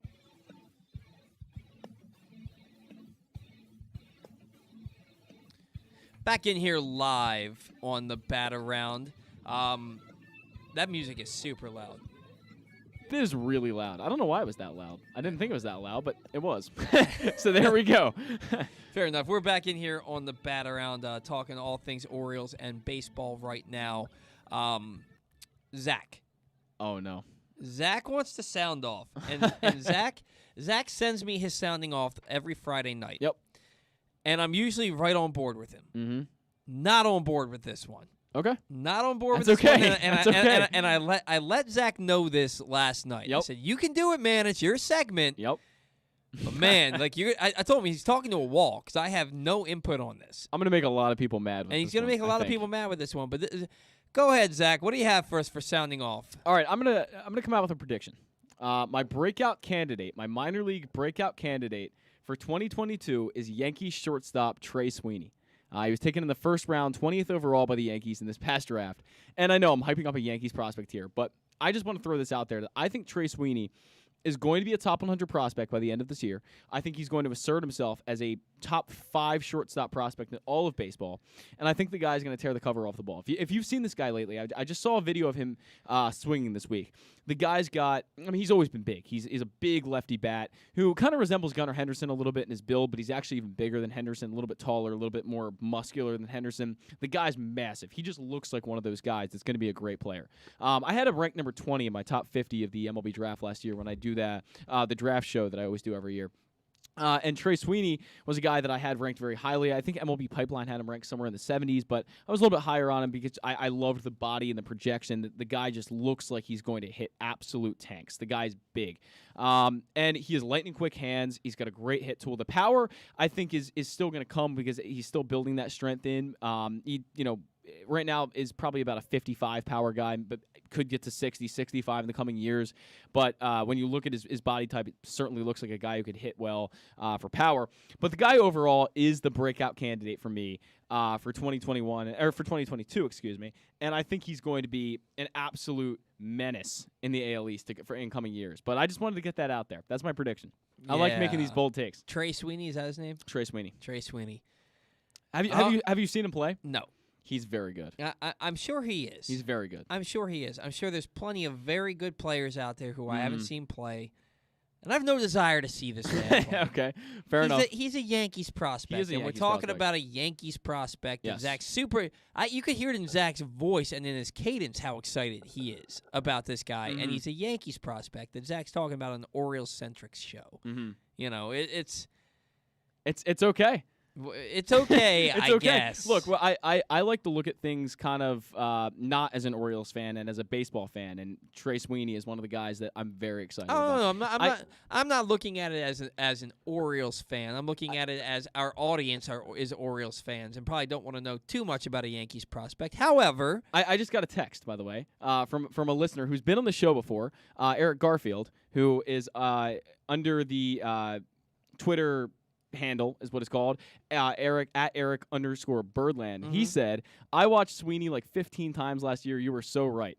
Yeah. So there you go. And Eric Garfield's actually a guy who I was thinking about on the drive in today Yes. because that's a guy I want to have on when He's very spring good. training gets started because he's down there. He's right Yes. there at Twin Lakes Park. He's been posting video of Heston Kjerstad. It looks good. It looks Yeah. really good. So, look, Trey Mancini, Trey Sweeney. I'm sure he's a great player. I'm sure that he's going to be a guy who comes up and knocks the cover off the ball and terrorizes the Orioles for years to come. And I'm glad you have a player that's outside the Orioles organization to be excited about. But that's as far as I like him. That's as far as I'm going to go with Okay. him. I'm sure he's a monster. You know, it's the Yankees. I'm sure it's the Yankees, right? So they do their due diligence and they have some of the best scouts in the world who go out there and they find these players and they say this is a guy who we think is going to do exactly what Zach Goodman said he's going to do. I just can't. I'll just leave it at that. You can't bring yourself to believe it at this point because he's a Yankee. I get it. No, I believe it. There's not a part of me that doesn't believe it. It's just he's a Yankee. And Okay, fair enough. Fair enough. We talk about the Orioles. Then that's really Fair all there is to it. But hey, I'm glad you're excited.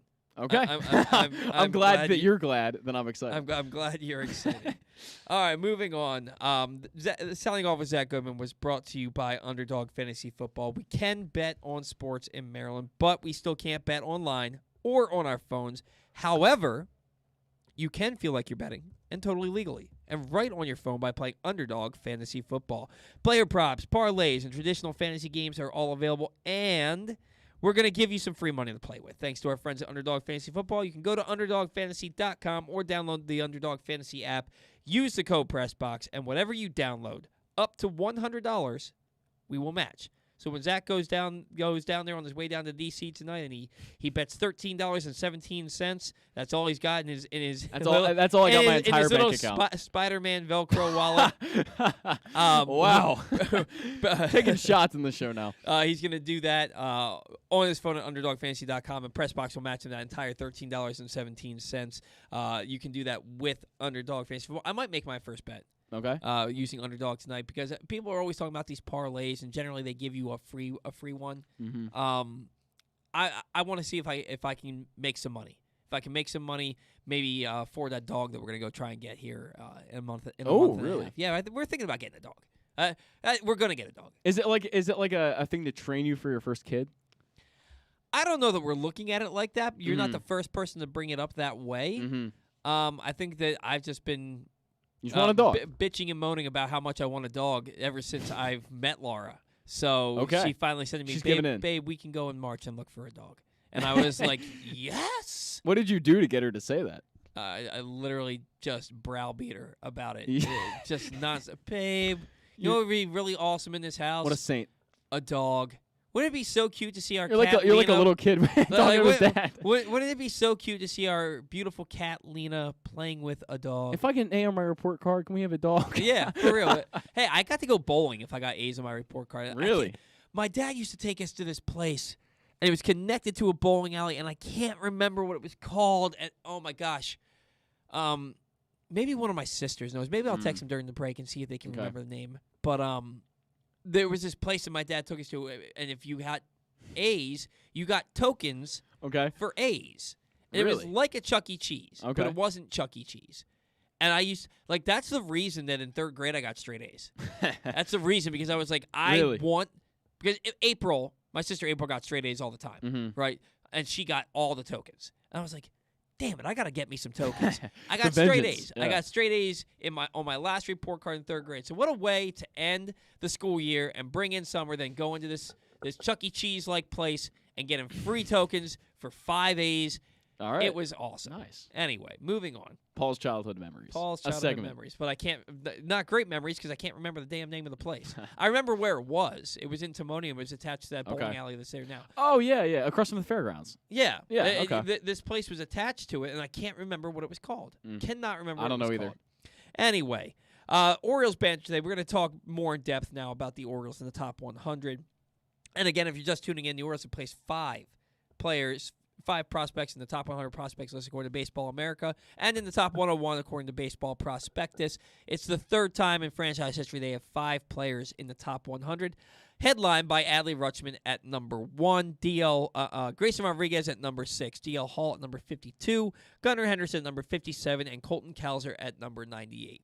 So we're going to start off with Adley Rutschman, number 1 overall prospect. On Baseball Prospectus, he's number 2 behind Bobby Witt, who had a monster year. Yeah, I mean, if the Orioles had drafted Bobby Witt, you'd be happy. You'd be talking about him the same way you're talking about Adley Rutschman.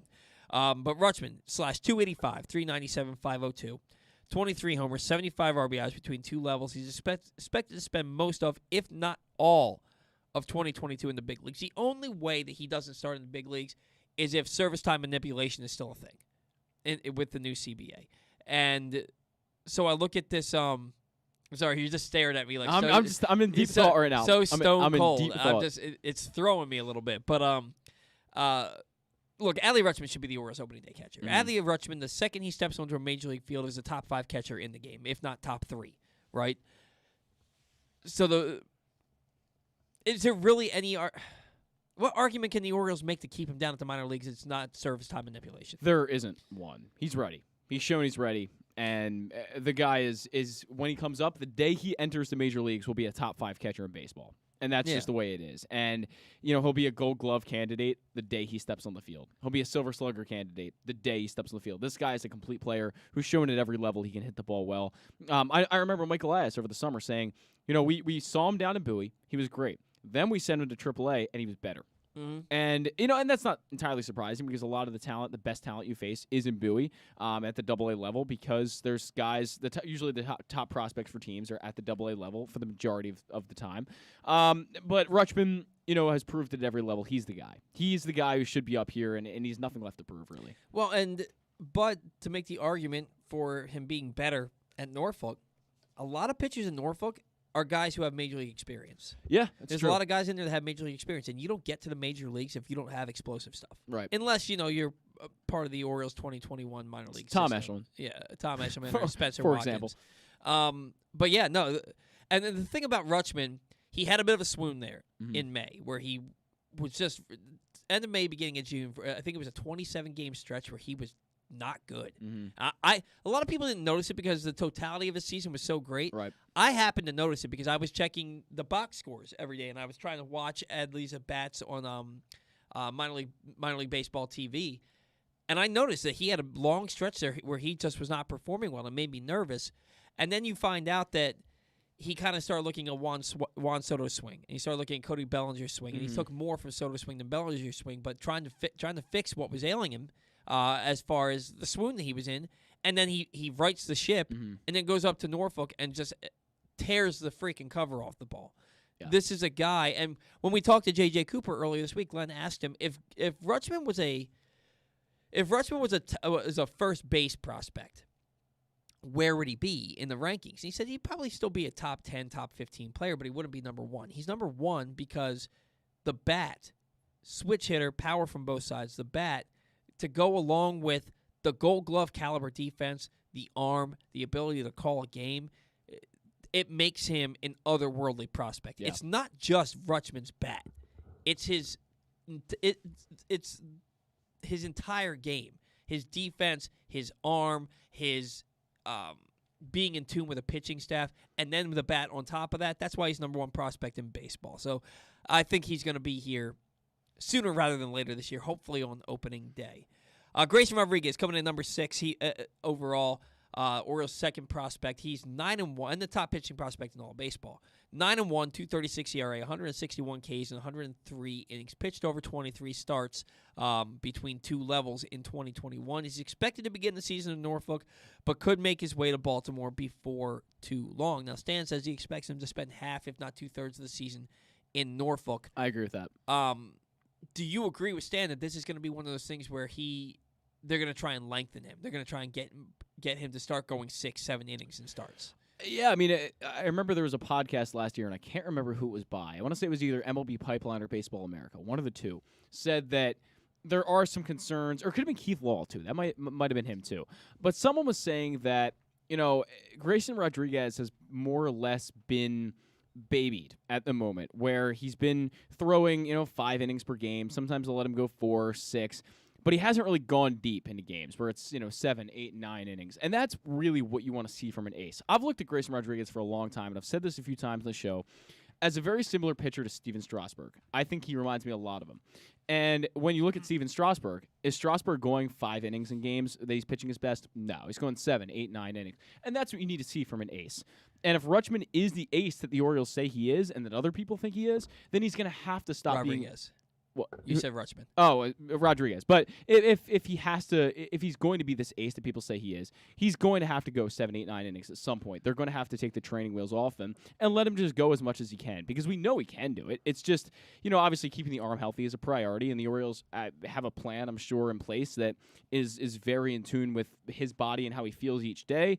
But you've got to let him go a little longer and establish himself as more of a guy who can take you 7, 8, or 9 innings. Yeah, I think that they do need to get him stretched out. And and we talked about it with Stan. It's baseball has kind of gone in this direction where the emphasis is put more on the back end of a bullpen rather than it is the starting rotation. If you can get 5 innings out of your starter, then you're in a good spot. Right. You've got Tampa Bay doing openers these days. Yeah, and they've gotten away from that more. Like, they don't do it as much as they used to, because now they have some of these guys who better team too. Well, and like a guy like a Ryan Yarbrough, who started out as an opener, is now a part of their rotation. Right. You know what I mean? I never liked the idea of an opener. I always thought it was a bad idea. I agree. But even Yarbrough, he now as a starter, he's not going more than 5 or 6 though most games. He just doesn't have that kind of length. It's crazy. you look at what the Orioles did, right? And they saw how many innings their bullpen pitched last year. And so their big signing this offseason so far has been Jordan Lyles. Now, of course, Right. he it's not official. He still has to pass a physical and sign, but he can't do any of that during a lockout. But he threw 180 innings last year. The Orioles know that they need more out of their starting rotation. I have to imagine that they're going to try and lengthen Grayson Rodriguez a bit. And I don't think that we can underscore the fact that, not underscore, but that we can Undervalue. thank you. My brain's not firing on all cylinders today, but I don't think we can undervalue the fact that COVID had a serious impact on these pitchers. It does. And a lot of these guys were babied last year because they didn't get the opportunity to stretch out their arms in 2020 to pitch in a full season. They, as much as they may have pitched at the alternate training site, that was 2.5 months. How much work could they really gotten in that time span? Nobody threw nearly enough innings, so it doesn't surprise me that Rodriguez averaged under 5 innings. I think he will get a ramp up this year. And I think that they have their offseason throwing programs in part to get them into that ramp up, and they know it's going to be a shorter spring training, so they're going to have to get ready more quickly. So these guys are doing, hopefully they're doing their part on their own. Now a guy like Grayson Rodriguez, who's not on the 40-man roster, he still can work with the team because he's not part of the major league roster. Right. So I think big things are coming from Grayson Rodriguez, but my main concern is getting him stretched out. But to hear people say this guy could be the elite of the elite it's exciting. It certainly is. He certainly has that ace look to him, and the stuff is incredible. And like I said before, when you combine stuff and command, you've got an ace, and that's what Grayson Rodriguez is. Yeah. DL Hall, number 52 on the top 100 for Baseball America. 2-0, 3.13 ERA, 56 strikeouts in 31 2/3 innings pitched last year. 15.9 Ks per 9. 7 starts before being shut down with elbow tendonitis. He's entering his 5th season in the organization, and he's never thrown more than 90 in the 3rd innings. That's my biggest concern. Every single publication, every analyst, every pundit out there will tell you this guy has the stuff to be up there with Grayson Rodriguez, to be one of the best pitchers, maybe one of the best left-handed starting pitchers in all of baseball. But he's got to stay on the field, right? And he's got to get innings under his belt. This is a guy who should be at the major league level by now. This is his 5th year in the organization. Yeah. He should be in the majors by now, and he's not. And he might not be this year because he doesn't have the innings. Right. And he doesn't have the command. Where are we with DL Hall? I am so nervous about him. I love the stuff. I love the makeup. And everybody says all the right things about him. But he doesn't stay on the field. Yeah, I mean, I look at all these prospect rankings and seeing him in the 50s and even higher than that in some places, and I'm kind of questioning where they're coming from with that. Because I just don't know. Like you said, we haven't seen a track record of a full year of sustained success over the entire year because he's been injured. And then, when he has been going for long stretches, sometimes the command isn't perfect, and there's some issues with that. So it's just there are some big question marks next to his name. And I think out of the 5 guys that are on this list for the Orioles, DL Hall is the biggest question marks. And for me, he should be ranked last. If he's going to be on the top 100, which I'm not sure I'd put him on the top 100 at this moment, even though when he was at Bowie last year, he put up a really good ERA, and he struck a lot of guys out, and then he got hurt for the whole year and missed the entire year. So there's just a lot of question marks. And, the reliever risk is obviously really high. And look, if DL Hall turns into a back-end reliever that throws 100 miles an hour and has a deadly slider and a guy that can just, be a lefty out of the bullpen that's almost a better version of Tanner Scott, then the Orioles are going to love that. But, you kind of want a starter. You kind of want to start out of this guy that can be a 6 or 7 inning guy that can be right behind Grayson Rodriguez in this rotation and can assert himself as one of the better pitchers in baseball. But at this point, you've got to start thinking maybe there's some reliever risk there. Yeah, and it's not kind of you want a starter. You need a starter. You can't. And we talked about this with the pitching the way it is in the Orioles system, and we believe that there are some guys at the lower levels who could turn into something. But at the upper levels, it's Rodriguez and Hall, and then everybody else. Right. If half of that doesn't work out, if it's just Rodriguez and then Hall doesn't work out as a starter, where are you? Yeah. With this rebuild? You have two pitchers that you feel like are going to be something from this rebuild. Right. And you didn't even draft them. Right. They were drafted before Yeah. you got here. This is DL Hall has to work out. Mhm. And that's what makes me so nervous because right now he's not. He's on all these lists, and when he's out there, he's as dominant as they come. 16 strikeouts per 9 innings. That's ridiculous. Right. But 7 starts last year, and he got hurt. I think if you go back to, a 2017 top prospect list, and I'm just going to pull one up right now from MLB Pipeline, and you start going through the names of guys that are on this list, I think you're going to realize that a lot of them you've probably never heard of. And that's kind of where, you look at with the top 100 is, the guy's on the list. He's been on there for many years. But, there's still plenty of these guys that are going to bust. I mean, Jorge Mateo in the 2017 top 100, Jorge Mateo is number 47, right behind Aaron Judge. And Jorge Mateo's career is not going the way that people expected it to. It's not right? Aaron Judge, for sure. It's not Aaron Judge. So Aaron Judge was 46. And look, he's turned out to be a better player than most of the other guys ahead of him on this list. So top 100s are just that. They're rankings. And maybe DL Hall doesn't deserve to be there at the moment, and maybe he's going to have to prove something before he, can move up in those rankings.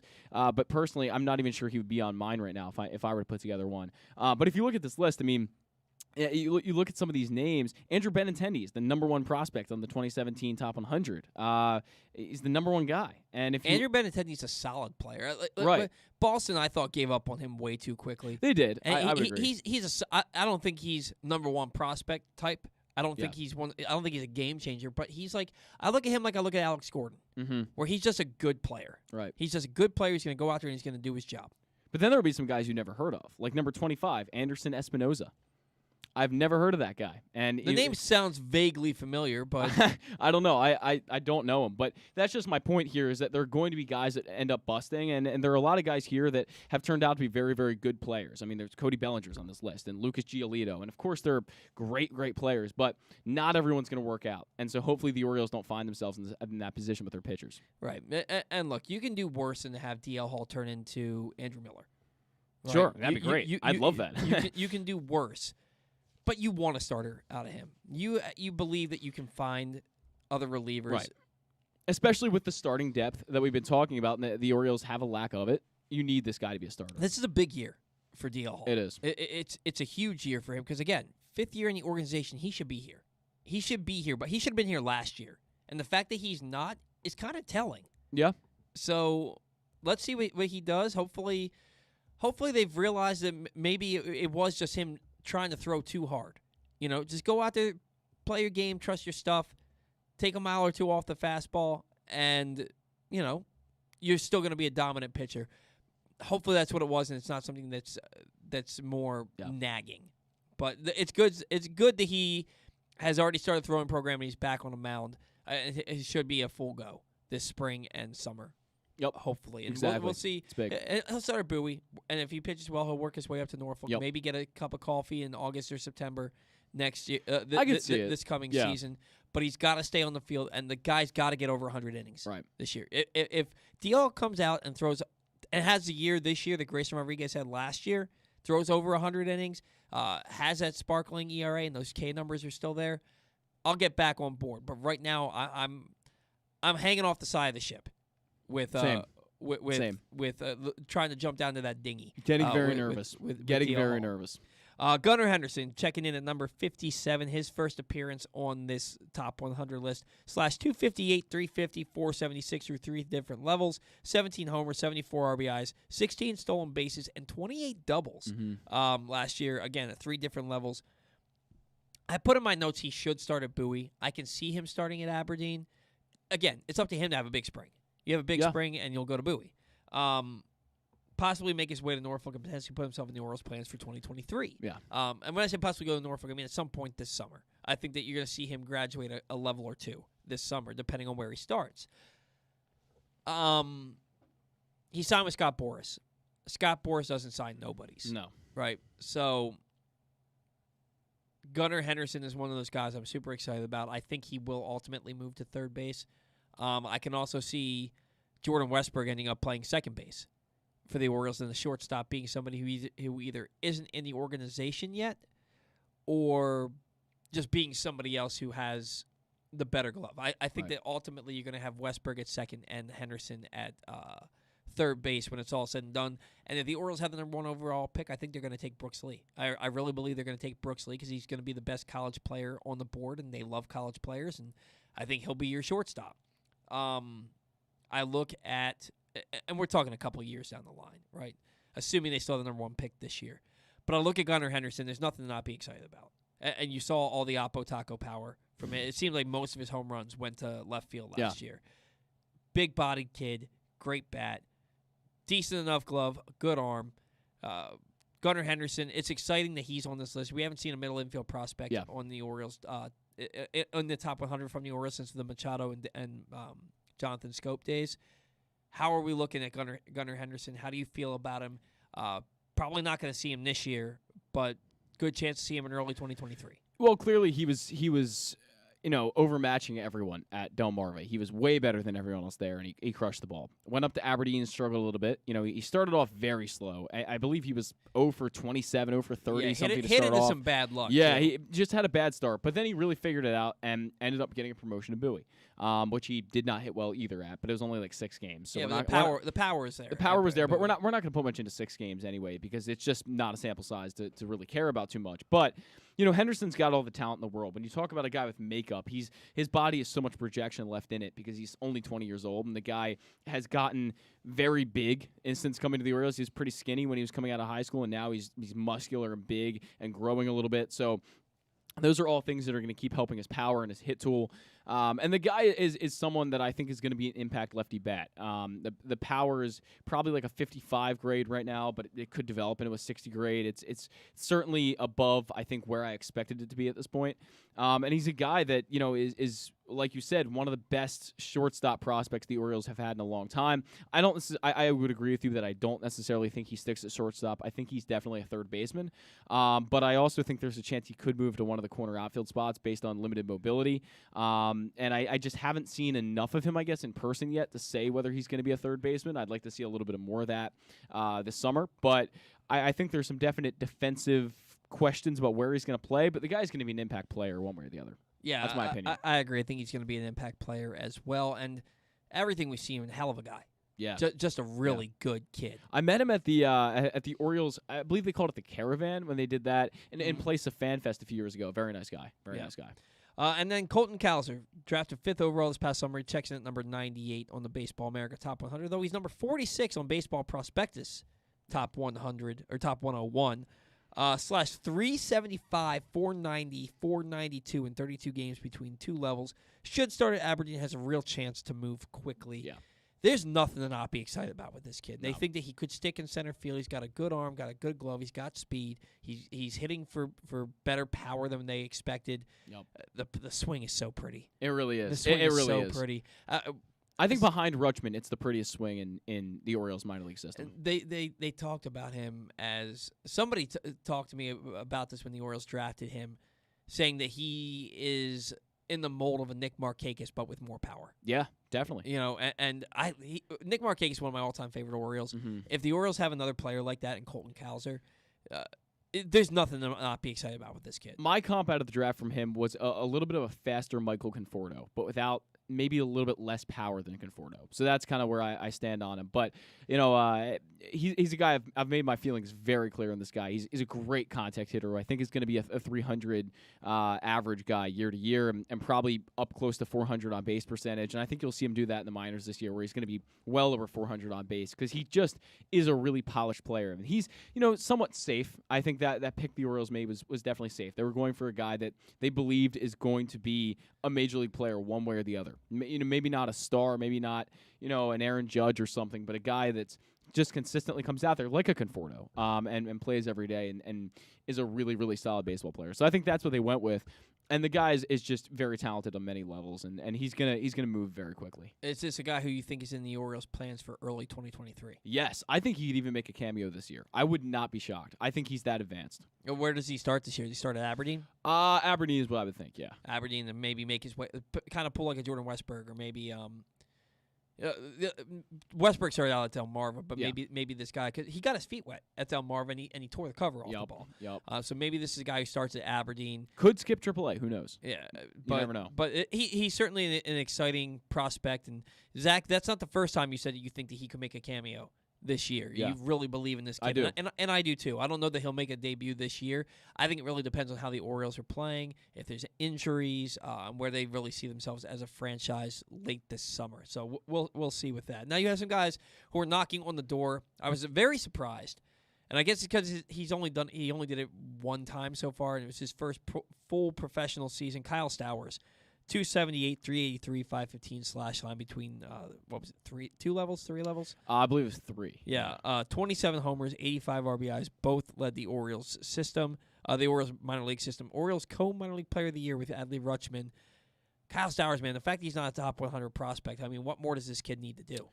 Yeah, I think these rankings are a lot about stats, but they're also about just, again, projection of where they're going to be in a few years. And I think that's where Kyle Stowers probably missed out on, is just the projection of not being quite as good as some of the other guys in this top 100 in a few years. But if you're putting a guy like DL Hall in there, I don't see why you couldn't put a guy like Kyle Stowers in there. He certainly showed out in every way.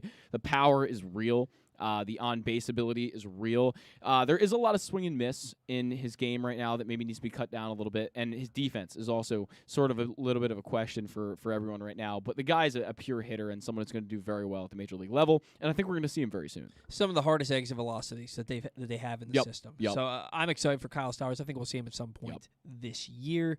Jordan Westberg. Slash 285, 389, 479 between 3 different levels, 15 homers, 79 RBIs. He had a better year than Gunnar Henderson did, and proved his value more at Bowie than Henderson did. Again, although Henderson had a bit of a small sample size. Yep.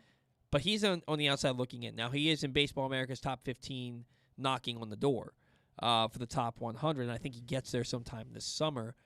Westberg probably going to start. He's going to start at Bowie this year. Yep. Could make his way up to Norfolk by the second half of the season. Yeah. Do we see him at all this season? I think you could. I think he could make a cameo, similar to Colton Cowser, but I think he actually has a greater chance than Colton Cowser to be here. And the reason for that is just because the Orioles have a need, an immediate need, where Colton Cowser, the position he plays is not really an immediate need, but Cedric Mullins locking down center field. Now, if Cedric Mullins gets traded, that could obviously change things. But right now, the Orioles do not have a long-term second baseman or a long-term shortstop. And if Jordan Westberg comes up to play either one of those or even third base, I would not be surprised at all. And the guy, again, he showed out kind of at every level so far and moved very quickly.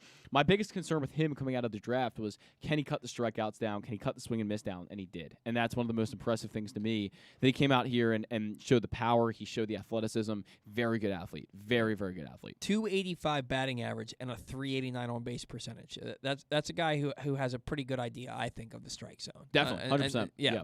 Koby Mayo, and this is a guy who, when he got drafted in the 4th round, coming out of high school, I think he had a 70 power grade and a 70 arm grade. But the question was, can he cut down on the strikeouts? Yep.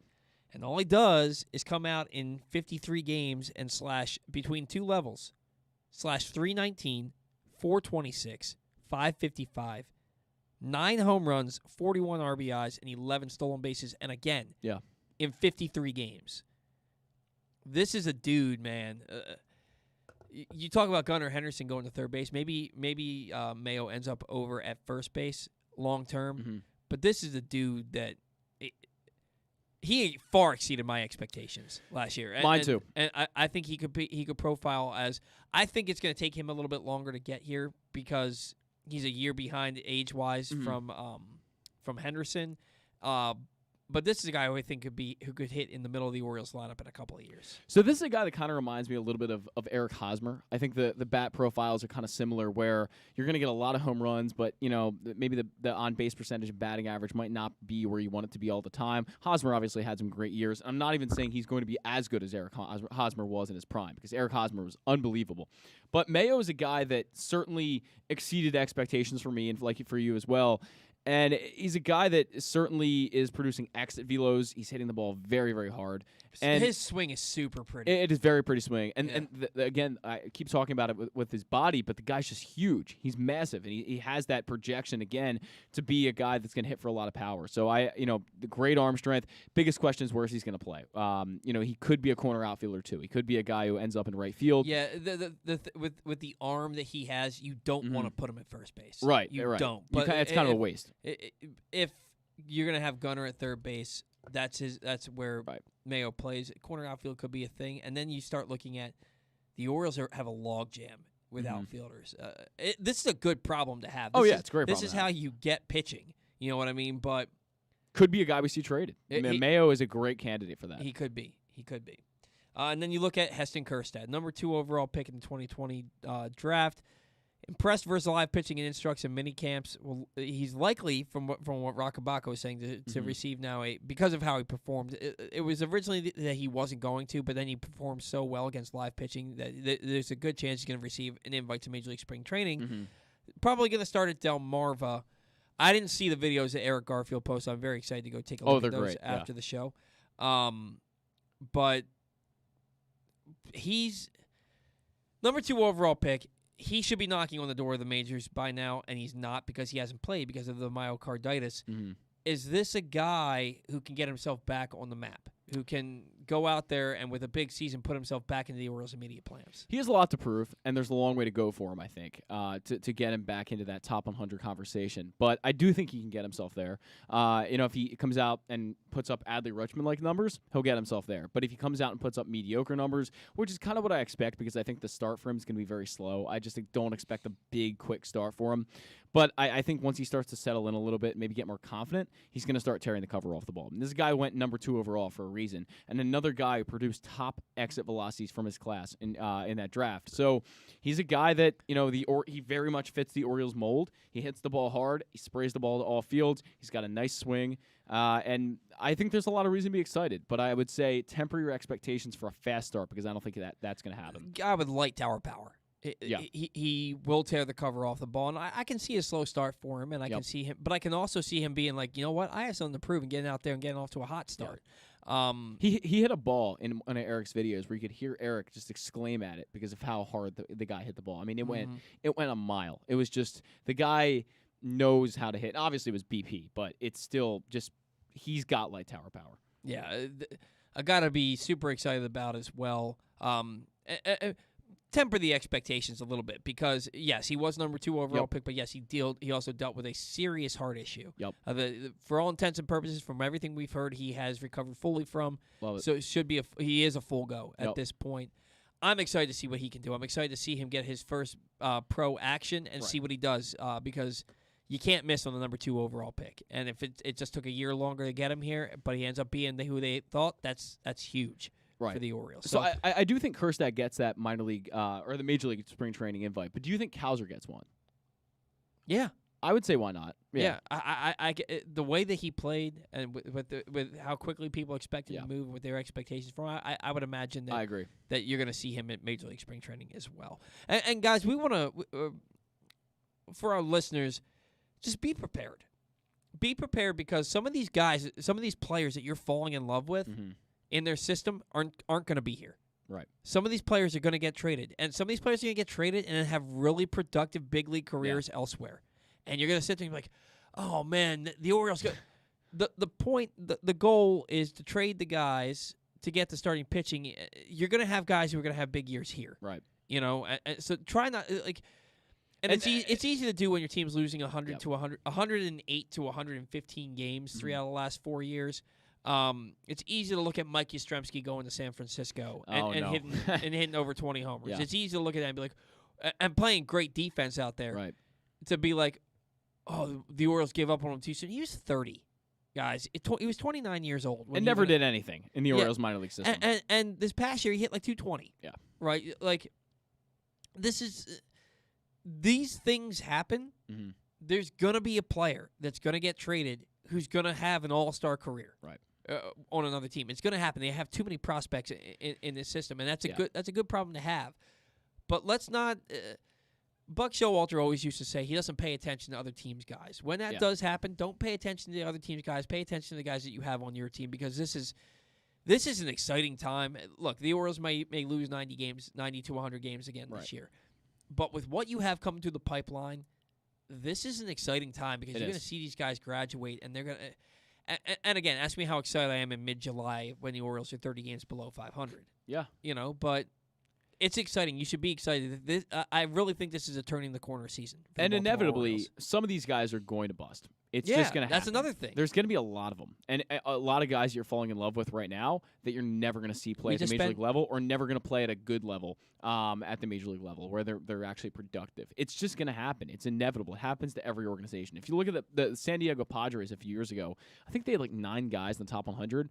How many of them now are productive players? It's probably not as many as you would think. So, I mean, we just talked about Anderson Espinoza. I just looked him up after I talked about it. He was number 25 on the 2017 top 100. He's still in their org, but he put up a 5.02 ERA this year. So, look, I mean, it just happens where some guys just don't end up being what you think they're going to be, and that's okay. It's okay. And as much as I love Kyle Stowers, I think he's a prime candidate for that. I think the swing and miss in his swing is significant enough that he could get to the Major League level and really struggle. And DL Hall is the number 1 candidate in the system. Yeah, right and we think that DL Hall will be a productive pitcher at the Major League level. It's just a matter of in what role. Right. And honestly, even if he does turn into Andrew Miller and he can make a nice living and stick around the majors for a long time doing that, it's kind of a bust with the fact that he throws as many pitches as he does and he's as good as he is and has the electricity in his arm that he has. For him to not work out as a starting pitcher that's a bust. It's a bust. Now, even if he becomes Andrew Miller. So just be prepared because we can talk about 30 guys in this organization as people as players that we think could be something, and maybe 6 of them are gonna turn out to that. Are gonna turn out that way. Right. So look, we got to get our final break. When we come back in, we're gonna close things out with a little bit of trivia here on the Batter Round. Sports fans, the wait is over. The all-new FanDuel Sportsbook is now open at Live Casino and Hotel in Hanover, Maryland. This is your chance to win big right in your own backyard. Bet on every sport with self-service kiosks and watch all of the action from the best seat in the house. Make every moment more at the all-new FanDuel Sportsbook at Live Casino and Hotel in Hanover. Please play responsibly. Gambling problem? Please call 1-800-GAMBLER or visit mdgamblinghelp.org. That first sip. That first bite. Start your day off right with a delicious breakfast at Royal Farms. Choose from a fantastic selection of fresh Royal Farms breakfast sandwiches and top it off with a rich hot cup of the freshest coffee in the world. At Royal Farms, breakfast is available day and night. It's the freshest breakfast in the world. Real fresh, real fast. Royal Farms. The latest issue of Press Box is available now, and it's our very special annual Best of issue. On the cover, we celebrate Justin Tucker as our Mo Gabba Sports Person of the Year, honoring his historic on-field achievements, but also the unprecedented relationship he shared with Baltimore. Inside, we recognize the top people, performances, and moments of 2021, including Cedric Mullins' incredible season and the dominance of local Paralympic athletes. Press Box is available for free at over 500 area locations, including 60 Royal Farms stores. And you can always find the entire edition, as well as the best daily coverage of the Orioles, Ravens, and Terps at PressBoxOnline.com.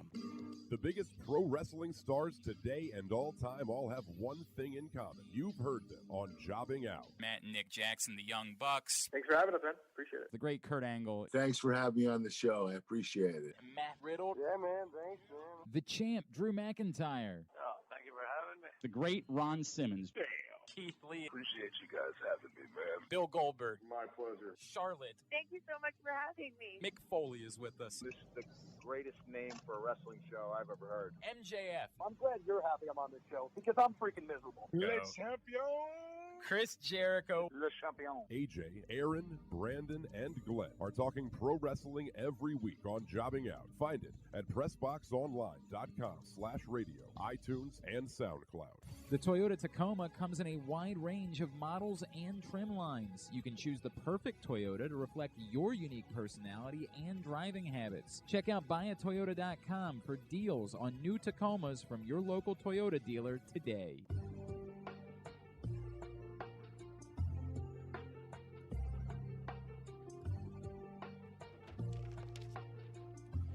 There's a new era of Glenn Clark Radio as the Bat-Around's own Paul Valley took over as the show's co-captain. The show remains the definitive place to find the best daily discussion of Baltimore sports. Watch the show at facebook.com/PressBoxSports.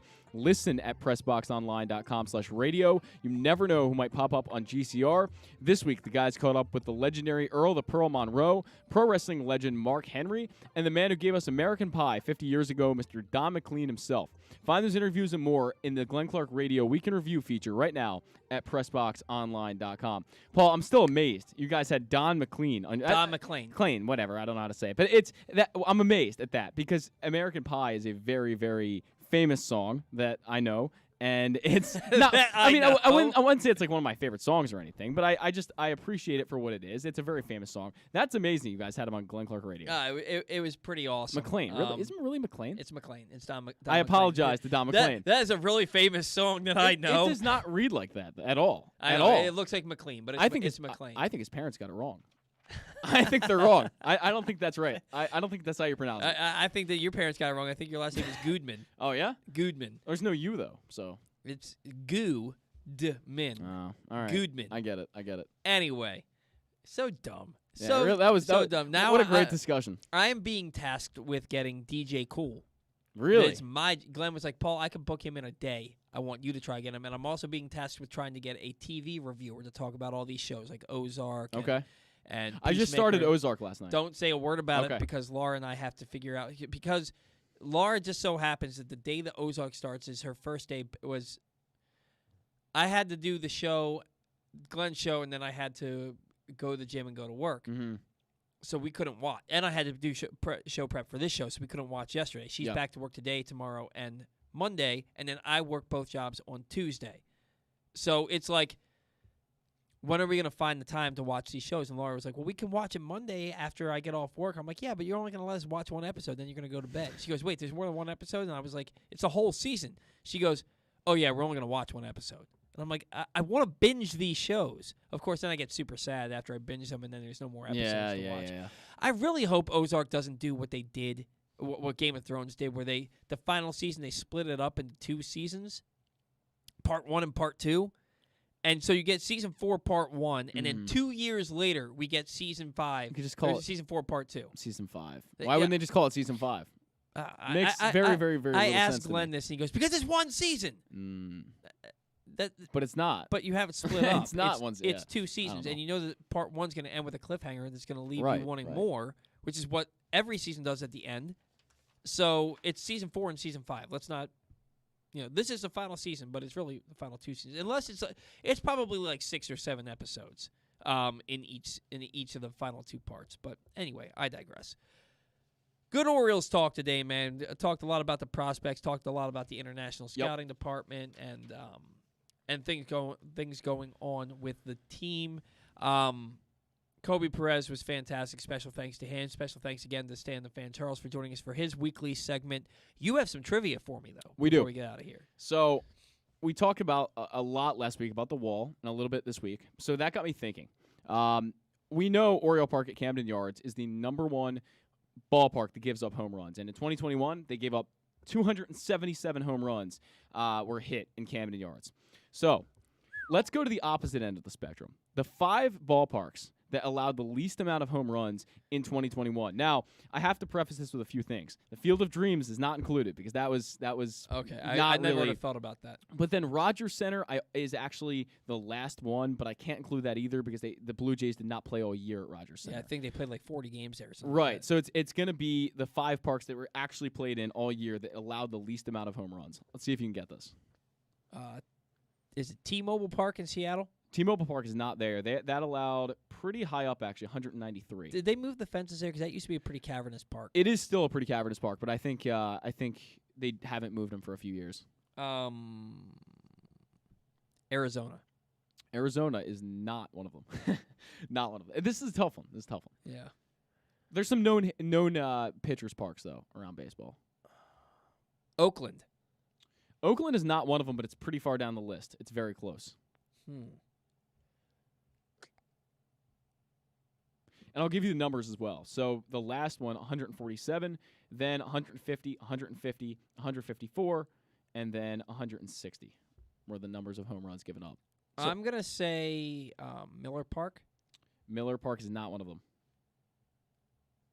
Dodger Stadium. No. Actually, Dodger Stadium was number 3. They actually Really? gave up 248 in Dodger Stadium this year. Because I'm trying to think of the teams that have the good pitching staffs. Because Good point. Okay. Target Field.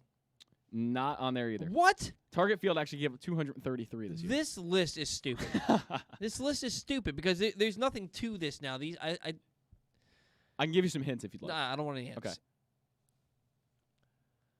Let me think here. I mean, most of them all of them that are here are known as pretty big pitchers parks. Okay, see, that does nothing for me because you act like I can just pull the name of a park out of my head. Okay. I don't spend a lot of time you can look at about like a list if you want. I don't spend a lot of time thinking about stadiums. I know it's no stadium in the American League East. There's just no way. Correct.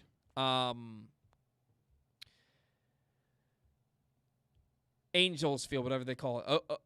Whatever the Angel Stadium That is not one of them. I think it is called Angel Stadium, I believe. Yeah, it is called Angel Stadium. All right, dude.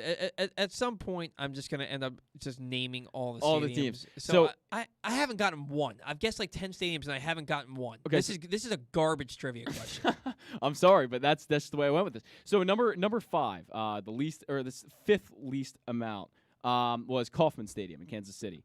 Was actually number 5. I was about to get that. Was literally going to be my next. It is a pretty big park. It is a pretty big park. Yeah, And then number 4 was Comerica for the Tigers.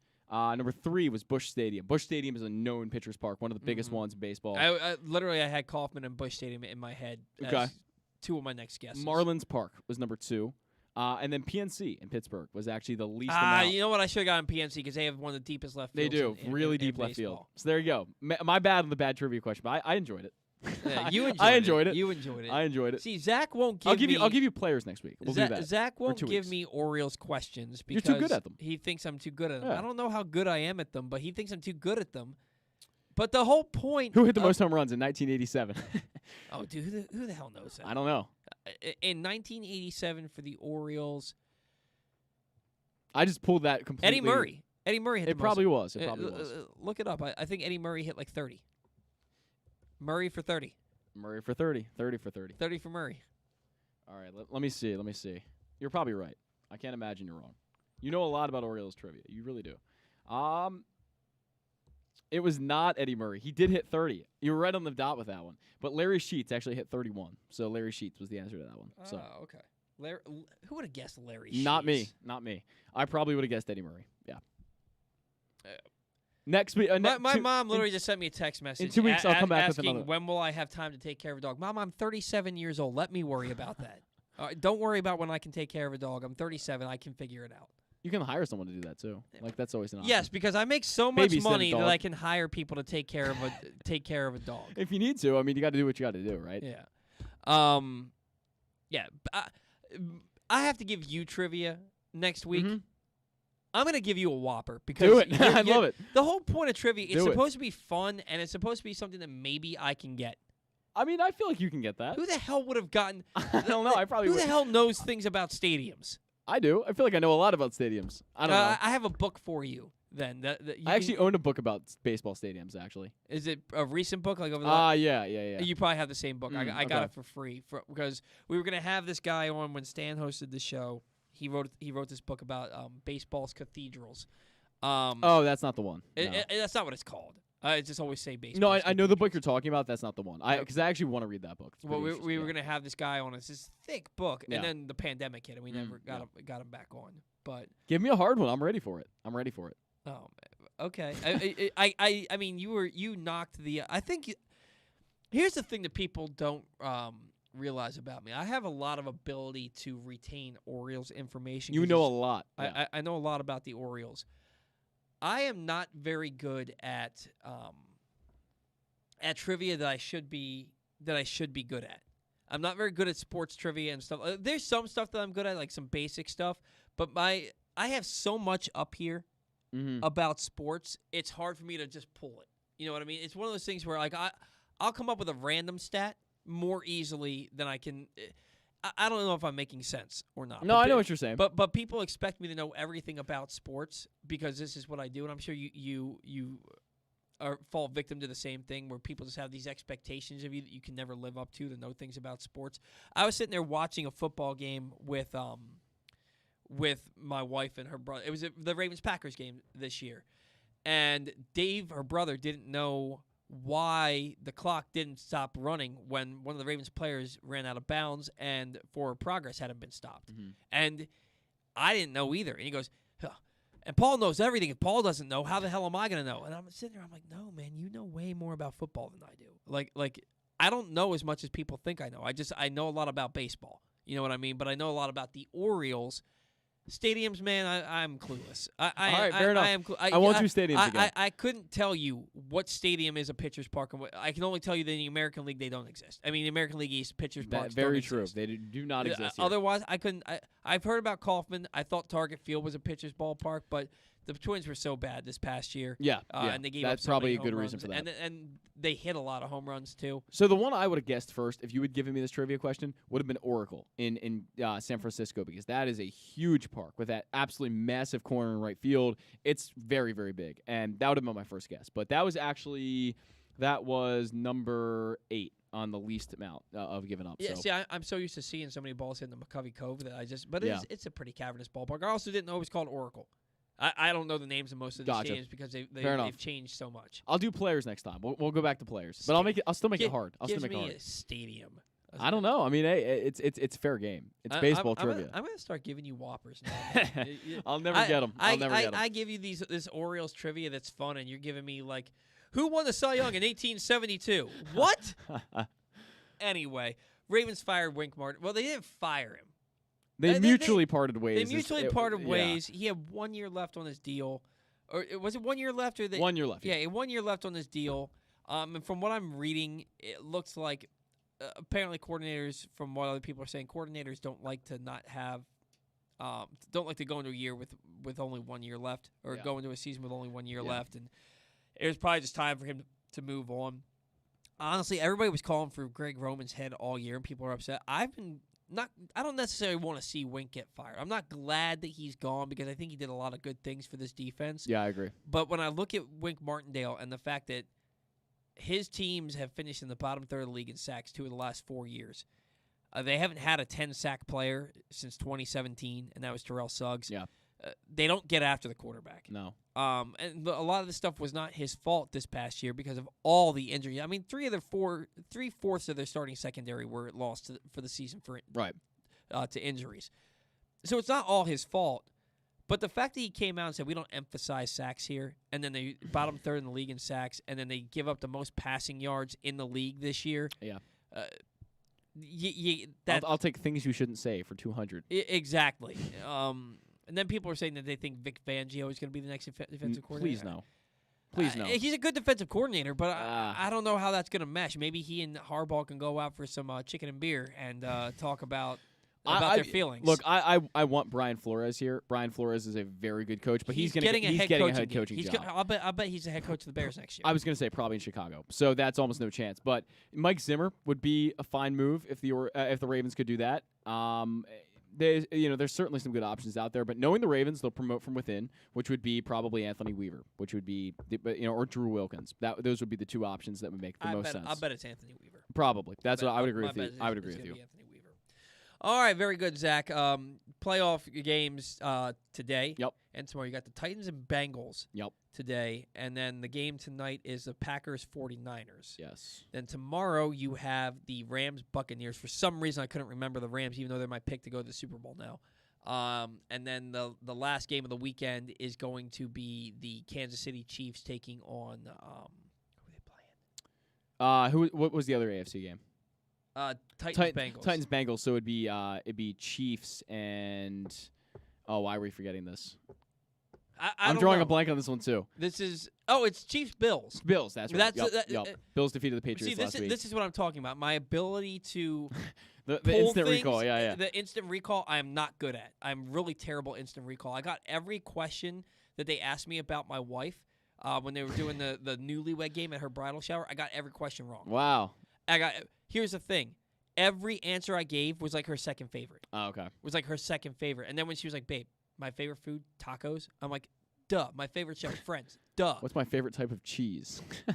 I mean, she loves a good brie. There we go. Okay. She loves a good brie. Anyway. She probably hear that and be like, babe, what are you talking about? No. It's clearly cheese. Yeah, whatever. What are we even talking about anymore on this show? My ability for instant We're recall. 19 minutes over time. We're talking about Laura's favorite type of cheese. So, All right, man, my favorite matchup for this week is going to be Bills-Chiefs. I agree. That's the one I'm going to be most invested in. I'm really Titans-Bengals, though, was great. Each of the last 2 years, I took off on the Saturdays of the wild card and divisional round so I could watch the playoffs, and I didn't do that this year. I don't have the same attachment to the playoffs this year because the Ravens aren't in right. it. A lot of these games, like Bengals, I want the Bengals to lose, right? And Buccaneers, I want Tom Brady to lose, right? Yes. But and the Chiefs, I want Mahomes to lose. Mm-hmm. But these other games, it's like, I don't care who wins between the Cowboys and the 49ers. I don't care. I don't like Kyler Murray, so I wanted the Rams to win that game. But I'm not, like, emotionally invested. I've seen you tweeting a lot about Kyler. What is your reason for not liking Kyler? I'm just interested in this. We talked about this yesterday on GCR. Okay. I'm not a Kyler Murray guy. Do you not like the fact that he he went, from the Athletics? I don't like the way he handled it. Yeah, I would agree with you. I don't like the way he handled it. I think he carries himself very arrogantly for having done literally nothing in the NFL. I don't like the comparisons to Lamar Jackson. I don't like the comparisons to Lamar Jackson. No. I think Lamar Jackson's a better player. Yeah, I agree. I just think he is. And they talk about – and Kyler Murray is in his third year and just played in his first playoff game and got obliterated and made one of the dumbest plays I've ever seen, throwing out of his own end zone. Oh, yeah. For a pick six. It was a terrible play, and nobody gives him the crap that they gave Lamar Jackson for losing his first playoff game, having only started 7 games in his rookie year. And being, 21 years old at the time? And then despite putting up 508 yards of total offense, losing in his first playoff game and next year. 8 drops, 8 or 9 drops. It was 7 drops. 7, yeah. 7 drops. 2 of them that were surefire touchdowns. Yeah. And one of them that was a surefire touchdown. And Seth Roberts one. Seth Roberts one, yeah. and the one to Mark Andrews on the first drive that Andrews it bounced off his hands and got picked off. If the Ravens go down and score a touchdown on that opening drive, I think they run away. It got so bad in that game that Hayden Hurst got hit in the face.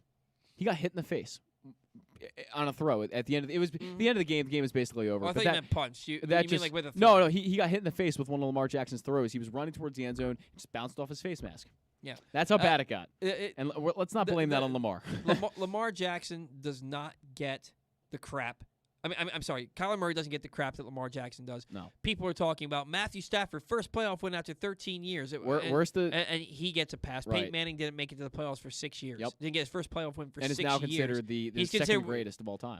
In my opinion, he's top 3 all time. And Lamar Jackson gets crapped on for everything he does or doesn't do. And Kyler Murray gets a pass. And there's people try to say Kyler's better.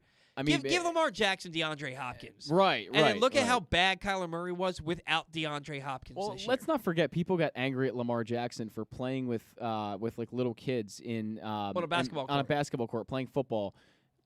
Like, these are the things we're getting mad at. Like, so for me, it was the way that the arrogance with which Kyler Murray carries himself, like he's earned anything in the NFL.